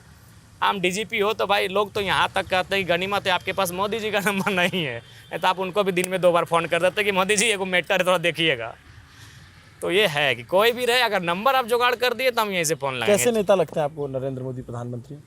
देखिए, जब शुरुआती दौर में, चूँकि हम लोग जब छात्र थे, वो सब जब वो पहली बार प्रधानमंत्री पद के उम्मीदवार बनाए गए तो हम लोग ग्रेजुएशन के छात्र थे। बड़ा सुहाना लुभाना लगे, लेकिन आज की तारीख में नया लगता है। वह उन्हें गंभीर होना चाहिए था। इतनी बड़ी आबादी, हमें लगता है सबसे बड़ी आबादी लोकतांत्रिक हिसाब से उस देश को रिप्रेजेंट कर रहे हैं और उनमें गंभीरता नहीं है। अभी आप इसी संकट को देखिए, आर्थिक संकट जो हमारे देश में आ रहा है, जिसका हम सामना कर रहे हैं, उस पर भी वो गंभीर नहीं है। चुनाव खत्म होने के बाद वो देश को संबोधन कर रहे हैं और उसके बाद कम से कम उन्हें ऐसा बात करना चाहिए कि लगे कि यार देश का सबसे बड़ा नेता हमसे बात कर रहा है। वो बात करते हैं कभी गैस की नाली से गैस बना, गटर की नाली से गैस बना रहे हैं, तो कभी बच्चे जो पूछते हैं कि आप ग्लो कैसे कर रहे हैं, तो बोलते हैं पसीना पोंछ के ग्लो करते हैं। लॉजिकल बात करिए, आप देश के प्रधान हैं। जूते कहते हैं कि वो कैंपस 1960 में ली और कैंपस उस समय था ही नहीं। तो कई हमें लगता है कि वो गंभीर नहीं दिख रहे हैं। और फ़ोटो बनाना अब उनका एक बहुत बड़ा शौक़ रहा है। खैर शौक़ का इंसान का रहे, उससे हमें कोई आपत्ति नहीं, लेकिन वो देश के प्रधान हैं। गंभीरता होनी चाहिए और जवाबदेही होनी चाहिए। चुनाव को लेकर वो जितना इंटरेस्टेड रहते उतना अगर देश को लेकर रहते तो हमारा देश बहुत आगे चला गया होता। और उनकी फॉरेन पॉलिसीज़ को कैसे देखते हैं? अभी हाल फिलहाल में उनके दौरे भी हुए। नहीं, फॉरेन पॉलिसी तो बिल्कुल ठीक ठाक नहीं। आप देख सकते हैं कि वह लगातार एक अमेरिका के लिए ईरान से रिश्ता ख़राब कर रहे हैं, अब रसिया से रिश्ता ख़राब कर रहे हैं। सुन रहे रसिया और चाइना एक हो रहे हैं। तो अगर आप एशिया में रहते हैं तो एक के साथ तो मित्र बन के रहना चाहिए। या तो चाइना का मित्र रहिए या तो रसिया का, दोनों पावर हाउस हैं। आप बस अमेरिका के लिए अगर इनसे रिश्ता ख़राब करेंगे तो ये हमें नहीं लगता है कि आपकी फॉरेन पॉलिसी बेहतर है। और आपको जो यहाँ के मुख्यमंत्री हैं झारखंड के, हेमंत सोरेन, वो कैसे लगते हैं? देखिए, मुख्यमंत्री जी दूरगामी सोच नहीं रखते हैं। वो यही रखते हैं कि परिवार में हमारे सब ठीक ठाक हो जाएं। जैसे अभी वर्तमान में वो मुख्यमंत्री हैं, उनके और परिवार के 2 सदस्य विधानसभा के सदस्य हैं। तो वो उनकी सोच है कि भाई परिवार के लोग हमारे जगहों पर हैं। इसके अलावा आज हमें लगता है वो 4 बार मुख्यमंत्री रहें। आप जाकर यहीं बगल में इन सीमाओं में कई, चलिए पूरे झारखंड के लोगों की बात छोड़िए, वो जिस समुदाय से संबंध रखते हैं वह आज भी मूलभूत सुविधाओं से वंचित हैं। तो आपने क्या प्लान किया, आपने क्या काम किया, आपका विज़न क्या है, आपकी प्लानिंग क्या है? ये कुछ तो किया होगा, तभी तो आप देखेंगे कि इकलौती सरकार है विपक्ष की जो रिपीट हुई।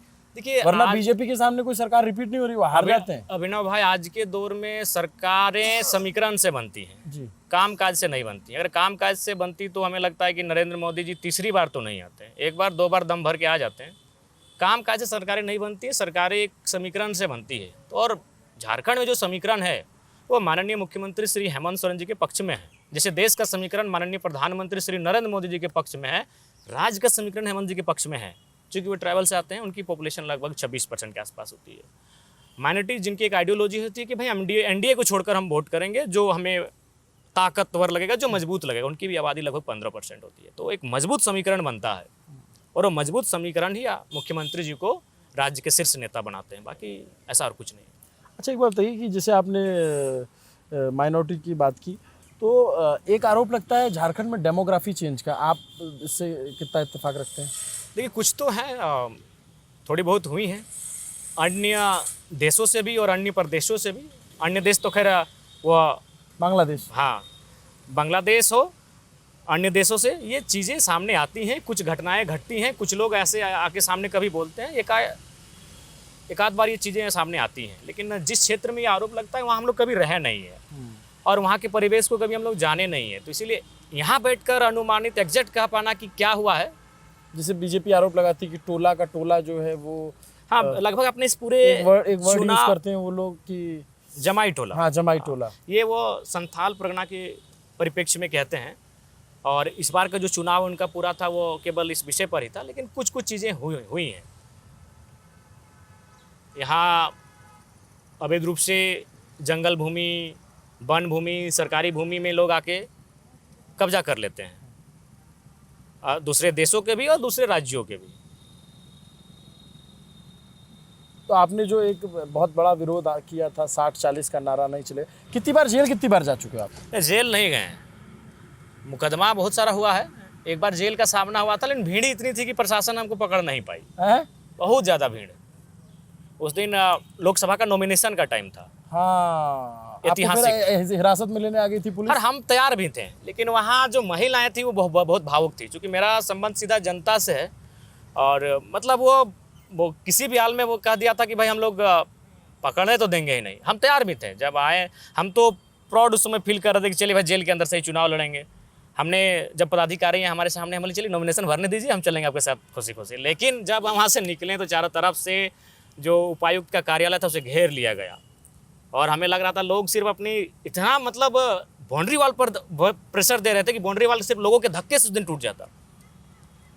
और लोहे का गेट लोग एकदम मतलब लगभग तोड़ने के कगार पर थे, ये माहौल था। तो फिर हमने कहा चलिए सभा तक चलते हैं, कहीं सभा में भाषण देने के बाद लोगों को कहेंगे, लेकिन टस से मस नहीं। लोगों ने किसी की नहीं सुनी। लगभग हमें लगता है उस दिन 3000 पुलिसकर्मी थे, जिसमें राज्य की पुलिस और केंद्र की भी पुलिस थी, लेकिन उस भीड़ में वो गिरफ्तार नहीं कर पाई। हमारी इच्छा थी, लेकिन लोगों की भावनाएं, लोगों के आंसू, हमने कहा तो फिर चलिए। तो फिर हम अपना गाड़ी स्टार्ट किए और निकल गए स्कॉर्पियो के छत से। आप पे मैं देख रहा हूँ कि आपके ऊपर कुल 14 आरोपों की संख्या है आईपीसी की। उनमें एक है धारा 307 अटेम्प्ट टू मर्डर। ये क्या मामला है आपके के ऊपर?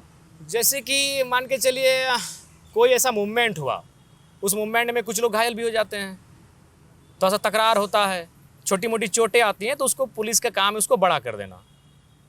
कुछ घटनाएं घटी हैं जिनमें चोट लगा है और वो उसमें हम लोग का कोई इंटरफेयर भी नहीं होता है। जैसे एक कार्यक्रम था जिसमें सरकारी पदाधिकारी घायल हुए थे, उसमें सिर्फ इसलिए हम पर एफआईआर किया गया कि मेरा फोटो केवल उस बैनर में लगा था। ओके, आप थे वहाँ पे? नहीं, हम नहीं थे, हम वहाँ नहीं पहुँचे थे। ये चंदन क्यारी की घटना है। तो इस प्रकार से नाम दिए गए। और आंदोलन में हम लोग का, जैसे कि मान के चलिए किसी मजदूर का डेथ हुआ है तो कंपनी के सामने धरना हुआ, कंपनी बंद हुई तो कंपनी की तरफ से एफआईआर हुआ। तो कुल मिलाकर उसी टाइप की एफआईआर है, व्यक्तिगत मेरा कोई एफआईआर नहीं है। आपके ऊपर 295A भी लगा हुआ है, नित्य कंट्रोवर्सी करेट मिलेगी। 295 गाना सुना आप? नहीं, गाना तो नहीं सुने हैं, सिद्धू मूसेवाला का बहुत फेमस गाना है, नहीं सुने हैं। 295 गाना नहीं सुना आपने? नहीं सुना। आपके ऊपर 295 लगी हुई है। अरे हमको पता भी नहीं है। ये रिलीजियस सेंटिमेंट को जो है हर्ट करने पर ये धारा लगती है। नहीं, तो आज तक हम लोग नहीं किए, कभी रिलीजियस सेंटीमेंट किसी का हट नहीं किए हैं। आपके ऊपर hurt by dangerous weapons IPC की धारा नहीं, 324 का भी एक आरोप ये है। सब हम लोग जानते भी नहीं। बट आपके ऊपर मुकदमा हो जाता है, आप केस लड़ते रहते हो। आप हाँ, हम लोग उसमें- केस लड़ते हैं, जाके वकील पकड़ते हैं, केस लड़ते हैं, हम लोग को मालूम भी नहीं कि कौन सी धारा लगी। एक बात और बताओ, आपके ऊपर विदेशी फंडिंग लेने का आरोप है। हाँ, ये बड़ा मजेदार किस्सा पश्चिम था। बंगाल के राहुल बनर्जी नाम के व्यक्ति ने चुनाव आयोग से जयराम महतो के खिलाफ शिकायत दर्ज कराई और जांच की मांग की और कहा कि एमएलए साहब जो हैं ये सऊदी अरब से फंड ले रहे हैं। नहीं, वो सच्चाई ये है कि सऊदी अरब से नहीं, लगभग 18 देशों से पैसा आया था, लेकिन वो हिंदुस्तानियों का पैसा था। जैसे हमने तो आपको बता दिया कि हम लोग का चुनाव पूरी तरह से जनता ने लड़ाया है। जब पहली बार हम महाधिवेशन किए थे पार्टी के, उस समय 13 लाख रुपए आए थे और सारा का सारा क्राउड फंडिंग था। जब हम लोकसभा का चुनाव लड़े तो उसमें भी लगभग 18 की 19 लाख रुपए आए थे अकाउंट में। वह सभी हमारे डोनेट करने वाले हमारे शुभचिंतक थे। विधानसभा के चुनाव में लगभग 33 लाख रुपए आए थे अकाउंट में। बाकी तो केस मिलता था चंदे के माध्यम से, गमछा में बिछा के, तो वो तो अलग ही काउंटिंग था। तो वो जो पैसा था, जो हमारे प्रवासी भाई हैं, कोई सऊदी में है, कोई संयुक्त अरब अमीरात में है, कोई ट्यूनेशिया में है, कोई मलेशिया में है, कोई जर्मनी में है, वो जहाँ कोई कुवैत में है, तो वहाँ से उन्होंने फ़ोनपे के माध्यम से या फिर जो भी नेट बैंकिंग कहिए उसके माध्यम से हमें भेजा था। और उसको हमने स्वयं ट्विटर पर साझा किया था कि धन्यवाद आप तमाम प्रवासी भाइयों का, जिनके माध्यम से चुनाव लड़ने के लिए हमें सहयोग मिला। ये हमने स्वयं साझा किया था। ये तो सरकार और किसी पुलिस ने उनको थोड़ी बताया है कि हम कोई गोपनीय तरीके से लिए। हमने स्वयं अपने ट्विटर हैंडल पर इन विषय को साझा किया था कि धन्यवाद आप तमाम भाइयों का। हमने देश सबका नाम भी लिखा था, 18 देशों का नाम हमने लिखा था जहाँ से हमारे प्रवासी भाइयों ने, जैसे उन्होंने वो पहले कलेक्ट करते थे। अगर वहाँ 40 लोग रहते हैं तो मान के चलिए 1000 रुपये करके 40,000 रुपये कलेक्ट किए और उसको फिर एक जगह आके या फिर किसी को दे देते थे वहाँ जिनसे परिचय था कि इस अकाउंट में इसको भिजवा दीजिए, इस टाइप से। खैर, अब आप मुझे बताओ आगे का आपका, आप पश्चिम बंगाल चुनाव लड़ने गए थे, वहाँ आपको बहुत अच्छा रिस्पांस नहीं मिला? रिस्पांस भीड़ तो नहीं बहुत मिला। आती थी आपके वहाँ भी। लेकिन वहाँ इस बार लोग पीछे कह रहे थे कि इस बार जय श्री राम होगा बंगाल में। बोला कि नहीं, और चूँकि हम लोग 2 ही सीट लड़े ना, तो एक लॉजिक भी होता है। झारखंड पुरुलिया में में आप 2 सीट लड़े, जयनगर और बागमुंडी। बागमुंडी। झारखंड का एक अलग चीज़ था। हम लोग झारखंड हम लोग सरकार बनाने के लिए लड़ रहे थे कि भाई हम सत्ता में आएंगे, या तो फिर माने पहले ना सही बाद में जाके अलायंस करेंगे। क्योंकि झारखंड में यही सिनारियो रहता है, बड़ी मुश्किल से पूर्ण बहुमत की सरकार बनती है। लेकिन बंगाल में तो ऐसा कोई सीन नहीं था, 2 ही सीटों पे लड़ रहे थे। तो लोगों की जो माइंडसेट था वो भी झारखंड की तरह स्ट्रांग नहीं था। और दूसरा बात, हमारा वहाँ कोई ना केडर का एक स्ट्रक्चर था, ना बूथ एजेंट का स्ट्रक्चर था, कुछ भी नहीं था। आपको क्या लगता है कि आने वाले दिनों में आपकी पार्टी के विधायकों की संख्या बढ़ सकती है और आप क्या कभी इस स्थिति में आ सकते हो कि सरकार बनाओ खुद? देखिए, सरकार बनाने में तो संघर्ष लगेगा, बहुत जल्दबाजी होगी। ये साउथ नहीं है, ये झारखंड है, विविधताओं का प्रदेश है, विविधताओं की राजनीति है, जमे जमाए लोग हैं और उनसे मुकाबला करना, उनकी साजिशों का सामना करना, उनकी जोड़ तोड़ का सामना करना बहुत ही चैलेंजिंग होगा। लेकिन सीटों की संख्या अच्छी खासी बढ़ जाएगी। बस जो सीटें हमारे पास 70,000 लेकर आए थे, वहाँ जो विजय हुआ वो 90,000 लाया, 10,000 वोट को ही आगे पीछे करना है। तो उस प्लानिंग पे काम करेंगे। तो उस प्रकार हमारे लगते हैं 18 से 20 सीटें थी जहाँ हम लोग अच्छा कर सकते हैं। बट आप पास ऑफर करने के लिए क्या है? जो सरकार बनाने की स्थिति में होते हैं ऑफर करते हैं कि हम 3,000 महीने देंगे, हम 5,000 महीने देंगे, हम ये करेंगे, हम वो करेंगे। आपके पास क्या है ऑफर? देखिए, हम लोग फ्री में परहेज करेंगे। आप फ्री बीस को कैसे देखते हो? ना, उसको हम परहेज करेंगे। शिक्षा फ्री होनी चाहिए, स्वास्थ्य फ्री होना चाहिए, न्याय फ्री होना चाहिए। ये चीज़ें फ्री नहीं होनी चाहिए। ये जो अगर डायरेक्ट कैश ट्रांसफर हो रहा है ठीक नहीं है देश के लिए? नहीं, देश के लिए बिल्कुल ठीक नहीं। उतना तो छोड़िए, हम लोग पार्टिकुलर जो किसान लोग हैं जी। उनकी आने वाली पीढ़ी के लिए ना एक कहानी थी कि कुछ गिद्ध का समूह एक नदी के तट पर जो लोग आते थे उन मुर्दा को खा के वहीं रहने लगे। रोज़ वहाँ मुर्दा आता था, गिद्ध लोग खा के रहने लगे। तो उसमें से एक चालाक ने कहा कि भाई ये हमारा पैसा नहीं, हमें उड़ उड़ कर दूसरे इलाकों में उड़ के जाना चाहिए और खाना चाहिए। ठीक है, हमारा पैसा है, मुर्दा ही खाएंगे, लेकिन आज यहाँ कल वहाँ। उन्होंने कहा यार रोज़ यहाँ आता है, यहीं खाओ, यहीं रहो, और उस क्रम में वो उड़ना भूल गए। तो ठीक उसी प्रकार आज जो किसानों को 4 किलो 5 किलो फ्री का अनाज मिल रहा है, आप देखिए जाके इसी झारखंड का सर्वे कीजिए कितने खेत भर्ती हो चुके हैं। उनकी जो आने वाले जनरेशन होगी वो खेती नहीं करेगी, एक बहुत बड़ा नुकसान होगा। और उसके क्रम में वो क्या कर रहे हैं, वो प्रदेशों में विदेशों में जा रहे हैं। मैं रिकॉर्ड निकाल के रखता हूँ कभी कभी, झारखंड में मेरे विधायक बनने के बाद कम से कम केवल 3, 4, 5 ब्लॉक 150 मजदूर जिनकी उम्र 18, 19 से लेकर 27, 28 थी, डेथ हो गए। क्या बात कर, हाँ, कैसे? वहाँ कुछ घटना घटी काम करने से। अभी एक प्रवासी मजदूर हमारे पिलपिलो जो नावाडी ब्लॉक बोकारो जिला होता है, वो बोला कि सिर्फ खाना खाने गया, खाते खाते डेथ कर गया। ये सब तो कभी रिकॉर्ड में भी नहीं आता है, ये नंबर तो किसी आंकड़े में ही नहीं तो दर्ज क्यों होता। हुआ ये? क्योंकि हमने खेती बाड़ी से नाता तोड़ दिया। आखिर हाँ, जो लोग वहाँ 40,000 की सैलरी पा रहे हैं, 50,000 की सैलरी पा रहे हैं, मेडिकल सुविधा पा रहे हैं, एक अच्छा माहौल में काम कर रहे हैं, वो ठीक है। लेकिन जो लोग इन परिस्थितियों में जाके काम कर रहे हैं, तो उसका एक कारण यह भी है कि अगर हम खेती हमारी मजबूत होती तो ये नहीं जैसे होता। मैं आपको एक फोटो दिखा रहा हूँ, मैं लगा भी दूंगा कि मैं देख रहा था ये खेती किसानी करने वाली महिलाएं हैं। रास्ते में मैं देखा इतनी धूप में छाता लेकर के, मुझे लगता है इन्होंने अपने खेतों से ला करके ये यहाँ बेच जी, रहे हैं। बेच रही है। लेकिन अब आप ये कह रहे हो कि इस पीढ़ी के बाद दूसरी पीढ़ी ये काम नहीं करेगी यहाँ पे। बहुत मुश्किल होगा। पहले तो वो संकोच करेगी बाजार जाने में। जो नई पीढ़ी की बहन होगी, जो पुतोह बन के आएगी, वो सबसे पहले संकोच करेगी कि हम बाजार में जाकर उस भीड़ में वहाँ बैठ के सब्जी को बेचे कैसे। नए पीढ़ी का जो नौजवान होगा वह अपने आप को गमछा पहनकर, धोती पहनकर खेतों में जाने से परहेज करेगा। बट एक बात बताओ आप कि झारखंड इतना मिनरल रिच स्टेट है, इंडिया का सबसे ज़्यादा मिनरल झारखंड में है, सबसे ज़्यादा जो खनिज पाए जा रहे हैं वो यहीं अलग अलग, मतलब धनबाद को तो कोल कैपिटल ऑफ इंडिया कहा जाता है।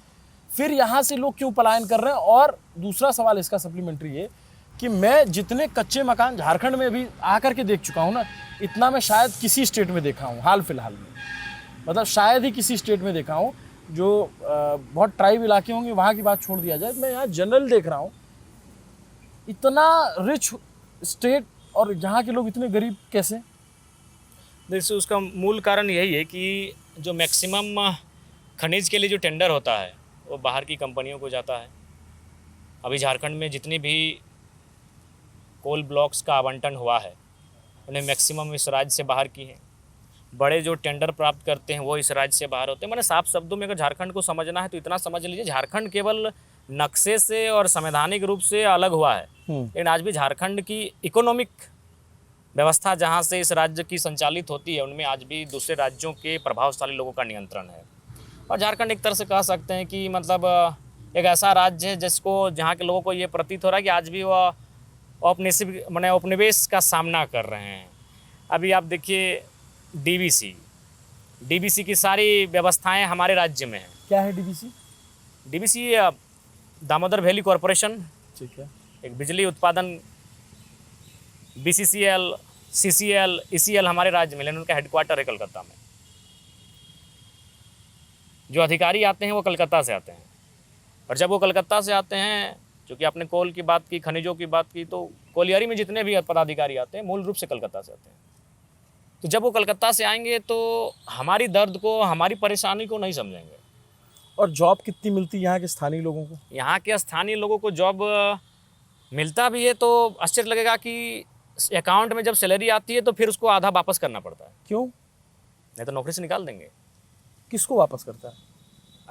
कंपनी को। जो कॉन्ट्रैक्टर है, जो उस कंपनी का सक्षम पदाधिकारी है, जो उसको रन कर रहा है, उसको वापस करना पड़ता है। जैसे उसको 20,000 रुपया सैलरी आई तो 12,000, 8,000, 10,000 रख के वापस कर तो दीजिए। ये सब इशू आप विधानसभा में हाँ, क्यों हम उठाते कई बार उठाए हैं, लेकिन सरकारें गंभीर नहीं होगी तो क्या होगा। हम कई बार उठाएं, हाल ही फिलहाल इस बार के सेशन में भी उठाएं। बागमारा की एक घटना बताएं कि वहाँ इतने मजदूर रहते हैं, उनको इतना सैलरी आता है, इतना पैकेज आता है, लेकिन बढ़ता है 90 लाख आता है, बढ़ता है 25 लाख। वो बीच का पैसा कहाँ जाता है कोई नहीं जानता। तो कई ऐसे इशूज हमने उठाए हैं, लेकिन उस पर हमारे जो लीडर्स का जो थिंक टैंक है वो कहीं ना कहीं उदास हो चुका है। वह आम जनता की सुविधाओं से कोई मतलब नहीं रखता है। उसके बाद आप तो पढ़े होंगे, यहाँ हमारा खनिज तो है, लेकिन अवैध रूप से भी निकासी होती है, अवैध रूप से बेचा जाता है। बहुत ज़्यादा। ये तो काला बाजार है ना यहाँ। और जंगल भी बहुत हैम्पर कर दिए गए हैं झारखंड के। हाँ, क्योंकि जंगल। जिस तरीके से हाथियों का अटैक, मतलब खबर सुनने अभी में आता हमको है। लगता है कि 40 लोग पिछले 2-3 महीना में डेथ हुए हाथियों के हाथियों के कुचलने से। और कितना मुआवजा मिलता है? 4 लाख था। उसके बाद विधानसभा में बरकट्ठा के विधायक थे अमित यादव, उनका एक गैर सरकारी संकल्प था लेकिन वो उपस्थित नहीं थे, तो मैंने उसको बहस किया था और मांग किया था दोगुना करने का। तो इस बार फिर घटना घटी और फिर 2 विधायकों ने बात को रखा। तो उसी दिन जब हमने बहस किया था उसी दिन मंत्री जी ने आश्वासन दिया था कि अगर प्रस्ताव आएगा तो उसको हम लोग मंजूरी देंगे। तो बट अभी एक हम बात 10 बताओ, लाख। आप ये बात कर रहे हो कि जो मरेगा उसको 4 की जगह 10 लाख दे देंगे, ठीक है 10 लाख से क्या हो जाएगा? आप लोग ये बात क्यों नहीं करते कि वह हाथी जंगल छोड़ के क्यों आ रहा है इंसानी बस्तियों में? उसका मूल कारण है कि जंगल को डिस्टर्ब किया जा रहा है। किसी जंगल में पत्थर के खदान है, किसी जंगल के बीच कोयले का खदान है, तो किसी जंगल में कुछ अवैध गतिविधियां हो रही हैं, उससे जंगली जीव हैं उनका भी जीवन प्रभावित हो रहा है।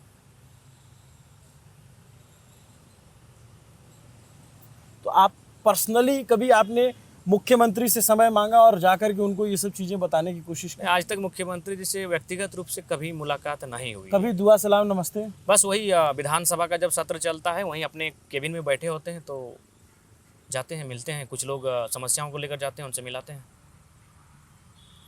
शायद हमें लग रहा है कि कुछ लोग हैं जो चाहते हैं कि मुख्यमंत्री से मिलने ना दिया जाए या फिर उनके करीब हम लोग मुद्दों को और समस्याओं को लेकर ना जाएं।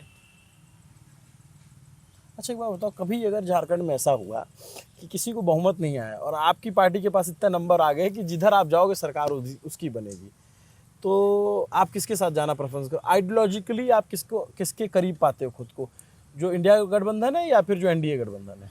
देखिए अभी फ़िलहाल जो हम लोग वर्तमान में जो सरकार है उसके विपरीत जाकर एक्टिविटी करके हम लोग यहाँ तक आए हैं।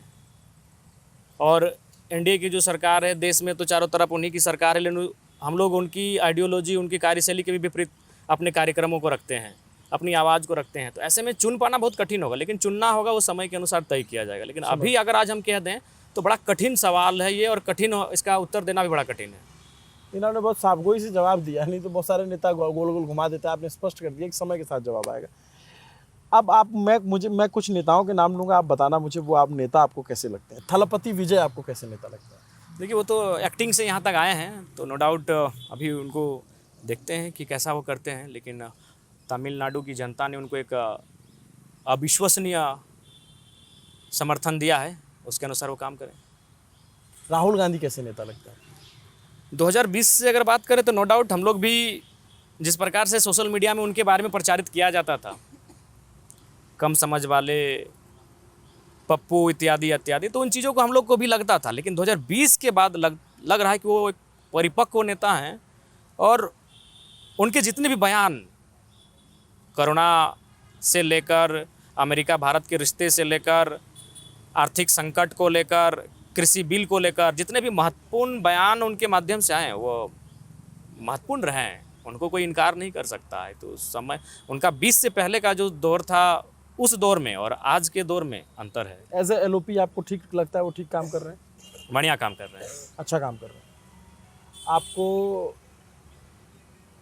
युवा नेताओं में कौन नेता अच्छा लगता है? देख रहे हैं अभी रविंदर जी राजस्थान के, हाँ, रविंद्र सिंह भाटी। हाँ देख रहे हैं बढ़िया काम कर रहे हैं। वो भी एक अलग पैटर्न के साथ पॉलिटिक्स में आए हैं और अच्छा काम कर रहे हैं। मतलब आप लोग दोनों यंग हो, एक ही तरीके की पॉलिटिक्स कर रहे हो, वो वहाँ दोनों दलों के खिलाफ लड़े, आप भी यहाँ दोनों दलों के खिलाफ लड़े, तो कभी और जिस तरीके की पॉपुलैरिटी सोशल मीडिया पे रील्स में तमाम जो तो आप एक दूसरे में सिमिलरिटीज़ पाते हो? हाँ बिल्कुल, तरीका तो रहा है कि हम लोग इंडिपेंडेंट लड़के आए हैं और कम एज में आए हैं, तो कुछ तो समानताएं हैं। बाकी आपका आइडल लीडर कौन है? आप मतलब जिसको आप मानते हो? झारखंड में आप जिस भूमि में, यहाँ तो विनोद बाबू का विचार गांव-गांव है, और विनोद बाबू के विचारधारा को हमारे बाप से लेकर हम लोग आ गए हैं, उन्हीं की विचारधारा को लोगों ने फॉलो किया है। झारखंड के पितामह उन्हें कहा जाता है, अलग राज्य की लड़ाई के बड़े नायकों में से एक थे। फिर निर्मल दा जिनकी शहादत झारखंड बनने का एक मूल कारण रही। बिल्कुल। बिरसा मुंडा की धरती है ये, जिन्होंने अंग्रेज़ों से लोहा लिया। कई ऐसे नेता हैं जिनको हम लोग अपने आदर्श के रूप में मानते हैं। अब लगभग शाम के 7:30-5 बज रहे हैं और दिन ढल जाएगा, तो विकेट मंगा लिया आप लोगों ने? हम लोग थोड़ा सा क्रिकेट खेल लेते हैं। आईपीएल देखते हो आप? हाँ, मुंबई इंडियंस हमारी फेवरेट टीम है। आपको एक किस्सा सुना रहे हैं मुंबई इंडियंस? हाँ प्लीज़ बताते चलो। 2017 का फाइनल था। हाँ जो 1 रन से उस पुणे सुपर जायंट से जीते थे। हाँ तो उसमें क्या था कि हम लोग का यहाँ 2 खेमा होता है। तो एक खेमा जो मुंबई के खिलाफ था वो पूरा हुटिंग कर रहा था कि मुंबई वो हारने कगार में था, 129 रन था। तो हम आपको बताया ना कि शमशान हम जाते हैं। हाँ तो हम एक गए शमशान गए और वहाँ से हाल ही फिलहाल एक लाश जला था, उस मिट्टी को ले आए, उसमें शमशान वहाँ का पानी डालें और जाके जहाँ टीवी लोग देख रहा था पूरा छिड़क दिए, 1 रन से मुंबई जीत गया। हालांकि ये एक मेरा मेंटेलिटी है। हालांकि- टोटका किया आपने। हाँ टोटका किया, जो हम लोग थोड़ा बहुत मानते हैं। तो ये था, उसके बाद सब चुप हो गया। बाकी तो सब छोड़ के निकल गए होंगे यार कि क्या कर रहा है। तो मुंबई का आज हार भी गई, बुरी तरह हारी, लेकिन मुंबई का फैन है ड्यू टू सचिन तेंदुलकर। सचिन की वजह से। जी, सचिन की वजह से।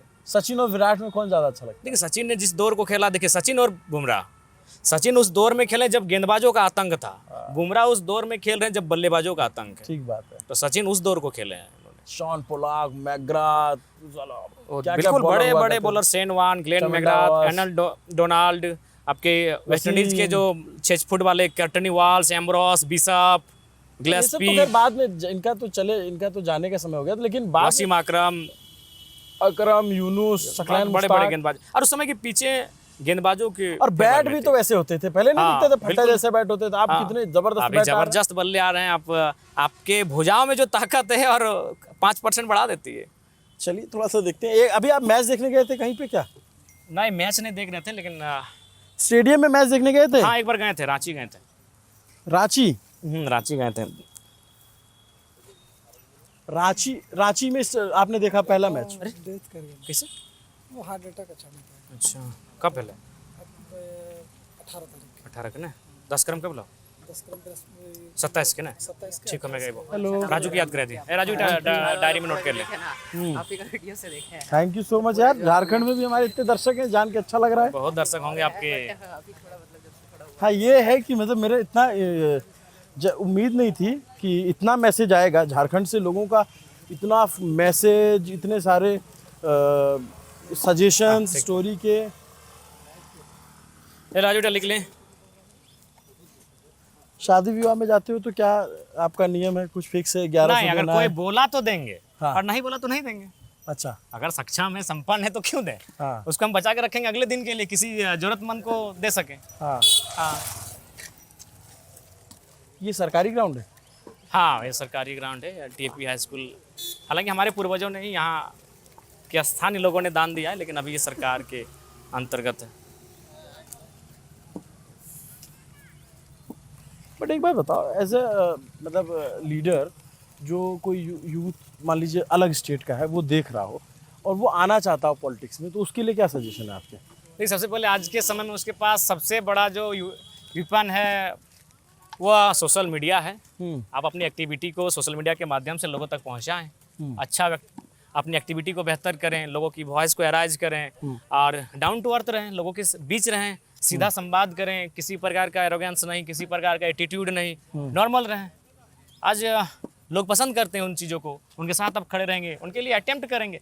हर कोई आज विधायक क्या विधाता अगर आ जाए तो सब काम नहीं कर पाएंगे, ठीक बात है, चाहे ये किसी बात है। धर्म के रहें। हाँ। जब सारा काम विधाता नहीं कर पाएंगे तो हम तो विधायक हैं, हम प्रयास करेंगे। हाँ। वो प्रयास भी उनके दिलों में घर बनाता है। हाँ। अब अगर उनके लिए खड़े होंगे तो वो चीज़ भी घर उसको बनता ये लगता है कि लड़ रहा है, हमारे लिए बात मेरे कर रहा लिए है। प्रयास तो कर रहा है, कोई प्रयास करने वाला भी नहीं है, कोई बोलने वाला नहीं है, कोई लड़ने वाला नहीं है। हाँ। आज क्या है, विधायकों की परिपाटी क्या है? आप किसी को भी जाइए, बहुत आराम पूर्वक जीवन है उनका, बहुत आरामदायक जीवन।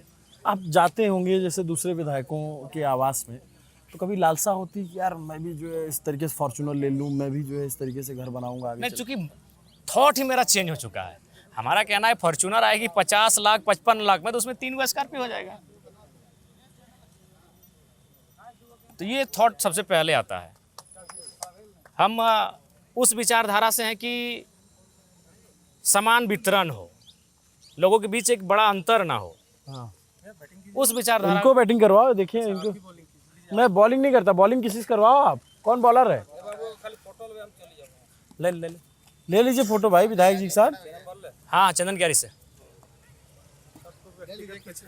हाँ हाँ, अच्छा, इसको रखिएगा जरा। हाँ क्या लल्लू? ये देखो बढ़िया विधायक जी ने विकेट मंगवा रखा है। ये बांस है क्या है? ये किसका है ये? खिलाना यार जरा, बहुत दिन हो गया मैच खेले। क्या बोलते हैं? बेरंडी। अरे बॉलर कोई नहीं है, बॉलर से बॉलिंग कराओ। बॉल फेंकना। हाँ को कोई दिक्कत ना है। आइए आप बैटिंग कीजिए, मैं अरे कीपिंग करिए ना, करूंगा। आप करिए ना। मैं कीपिंग करूंगा ना, आप फिर उसके बाद कर लूंगा। इधर से आके तब देखो। तो ये विधायक जी बैटिंग करने जा रहे हैं और हम करेंगे कीपिंग। देखो यार, कीपिंग कर ले रहा हूँ बढ़िया कीपिंग कर रहे हैं। यार। विधायक जी तो आपके खिलाड़ी आदमी है, कभी धोनी से मिले ना मिले हैं? मिलने का इच्छा तो है। विधायक है यार आप तो आपको मिल लेना चाहिए। धोनी तो रांची के ही है। नहीं, रांची में कब कब रहते पता भी नहीं चलता है ना। अच्छा, कभी आप खेले, कभी स्टेट किया, कहीं से खेलने का प्रयास किए? नहीं, ट्राई तो नहीं किया। शॉट है यार मैन। मतलब आप रेगुलर खेलते रहते हो क्या? हाँ, गांव घर में हम लोग खेलते रहते हैं। क्या बात है। टूर्नामेंट खेला है कभी? हाँ, टूर्नामेंट तो खेले। कभी बहुत मैन ऑफ सारी the match, trophy man of जीते। द सीरीज बने? हाँ, man of the match, series.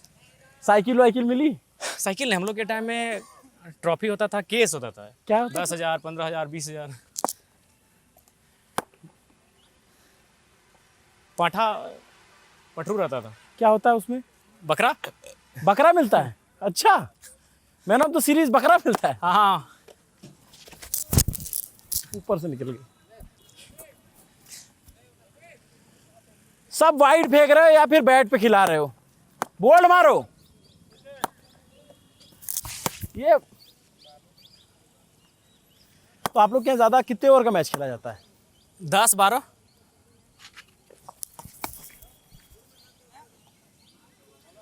कोई बढ़िया बॉलर नहीं कि जो विधायक को बोल्ड मार सके? ले 6 मार दिए एमएलए साहब।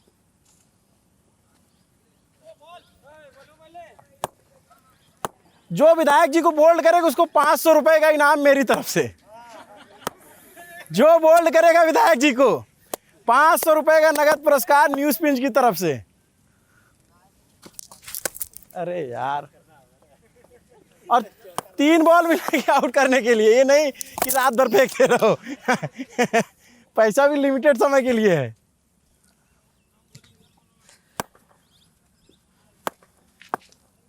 ये सब आपको आउट नहीं कर पाएंगे। आउट है, स्टंप हो गया, आउट तो है। आप आउट किए ना, आप इनाम किसको देंगे? अरे बोल्ड वाले। करना है यार। या तो कॉटन बोल्ड।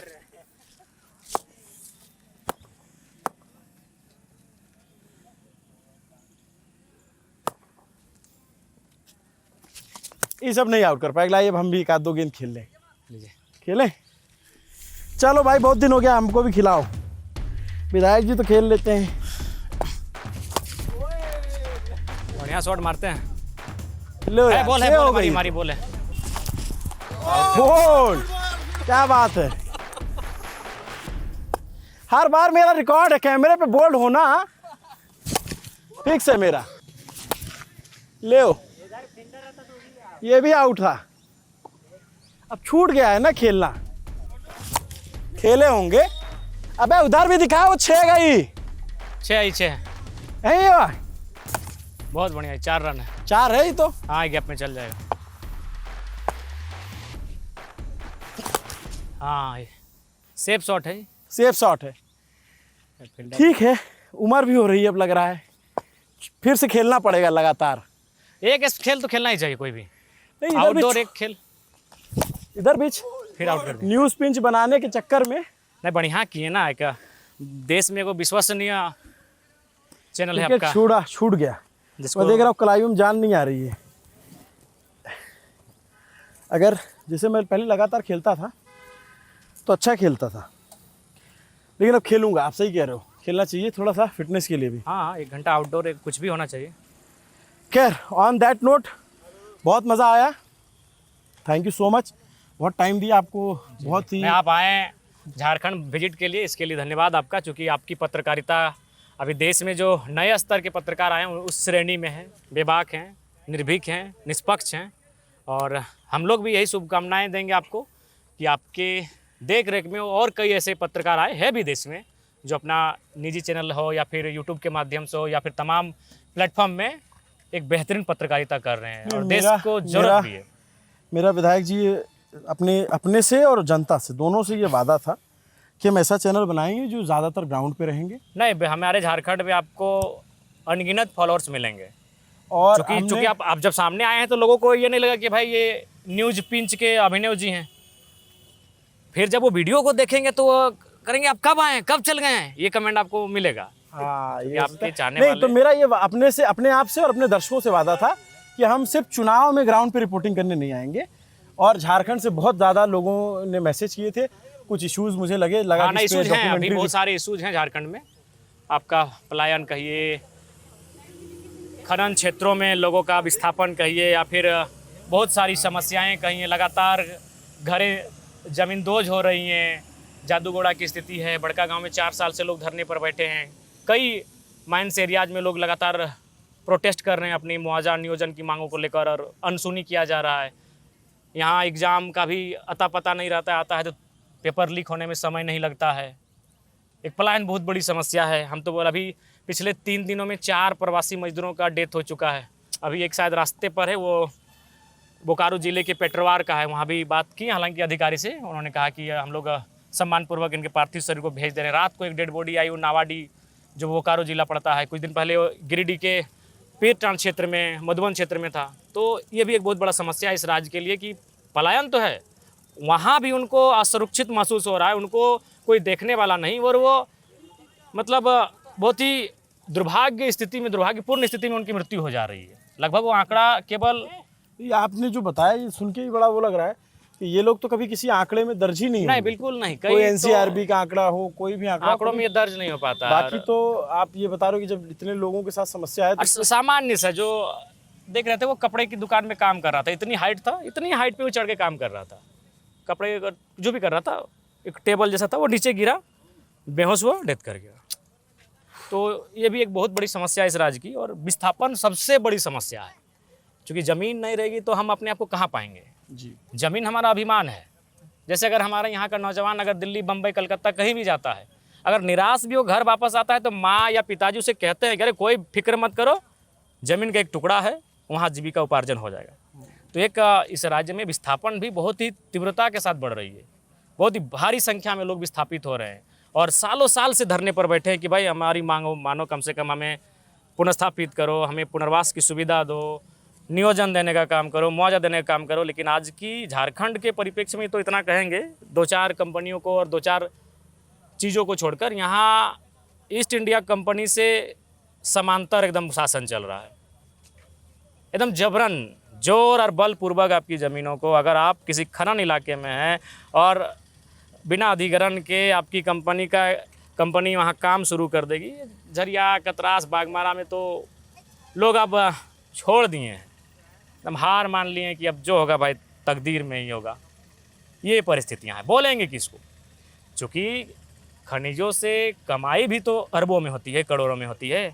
उन्हें सिस्टम को मैनेज करने में बिल्कुल भी समय नहीं लगता है। और सिस्टम की नज़रों में हमारा जीवन क्या है आपको बता ही दिए। एक पशु के जीवन में और हमारे जीवन में, एक सामान्य व्यक्ति के जीवन में कोई अंतर नहीं है झारखंड में। लगातार ज़मींदोज की घटनाएं आप खनन इलाकों में सुनेंगे, लेकिन प्रशासन की, प्रबंधन की कोई ठोस नीति हमने नहीं। तो सुना है यहाँ पे कि कई बार ऐसे जमीन घटता पूरा घर चला जाता है। हाँ, तो अभी कंटिन्यू हमें लगता है 3 महीनों में 3-4 बार हुआ धनबाद में। हाँ, धनबाद जिले में 3 महीनों में लगभग 3-4 बार खनन के क्षेत्रों में ज़मींदोज हुआ, लोग भी मरे और घर गांव ज़मीन के नीचे गया। धनबाद इस देश का एक ऐसा ज़िला है जो या तो जीके के सवाल में आया कि कोल कैपिटल ऑफ इंडिया कौन सा है, तो धनबाद के बारे में कहा गया, या तो फिर एक फिल्म बनी और गैंग्स ऑफ वासेपुर में उसे दिखाया गया, तो लोगों को लगा कि धनबाद नाम की चीज़ कोई है जो दूसरे राज्यों से है। लेकिन धनबाद की बहुत सारी समस्या है, झारखंड की बहुत सारी समस्या है, और विधायक जी के अपने पॉलिटिकल आरोप भी हैं। कुछ जो ज़मीन की हकीकत है वो भी इन्होंने बताया है। तो कैसी लगी ये पूरी बातचीत आपको, और इस पे हम ज़मीन पर जाकर पड़ताल भी करेंगे। आप ये बताइएगा, आपको हमारा ये शो आपका नेता कैसा है, जिसमें हम आपको ये जानने का मौका देते हैं, या हम खुद भी जानते हैं कि आपका नेता है कैसा, उसकी एजुकेशन क्या है, बैकग्राउंड क्या है, उसकी आइडियोलॉजी क्या है, वो किस तरीके का काम करता है। तो इस सीरीज़ में आपने टाइगर जयराम महतो का इंटरव्यू सुना। आपको ये पूरा इंटरव्यू कैसा लगा कमेंट करके बताइएगा। आप झारखंड से हैं तो भी बताइएगा, झारखंड से नहीं भी हैं तो भी बताइएगा। Thank you so much. Abhinav Pandey नाम है मेरा। कैमरे के पीछे मेरे बहुत मजबूत साथी सुधांशु केसरवानी है, जो इतने देर से इतना हैवी कैमरा पकड़ कर ये पूरा इंटरव्यू शूट कर रहे थे। अगर आपको ये इंटरव्यू पसंद आता है, इनकी बातों पे आप कहिएगा, सुधांशु को भी आप थैंक यू बोल सकते हैं। देखते रहिए न्यूज़ में। शुक्रिया।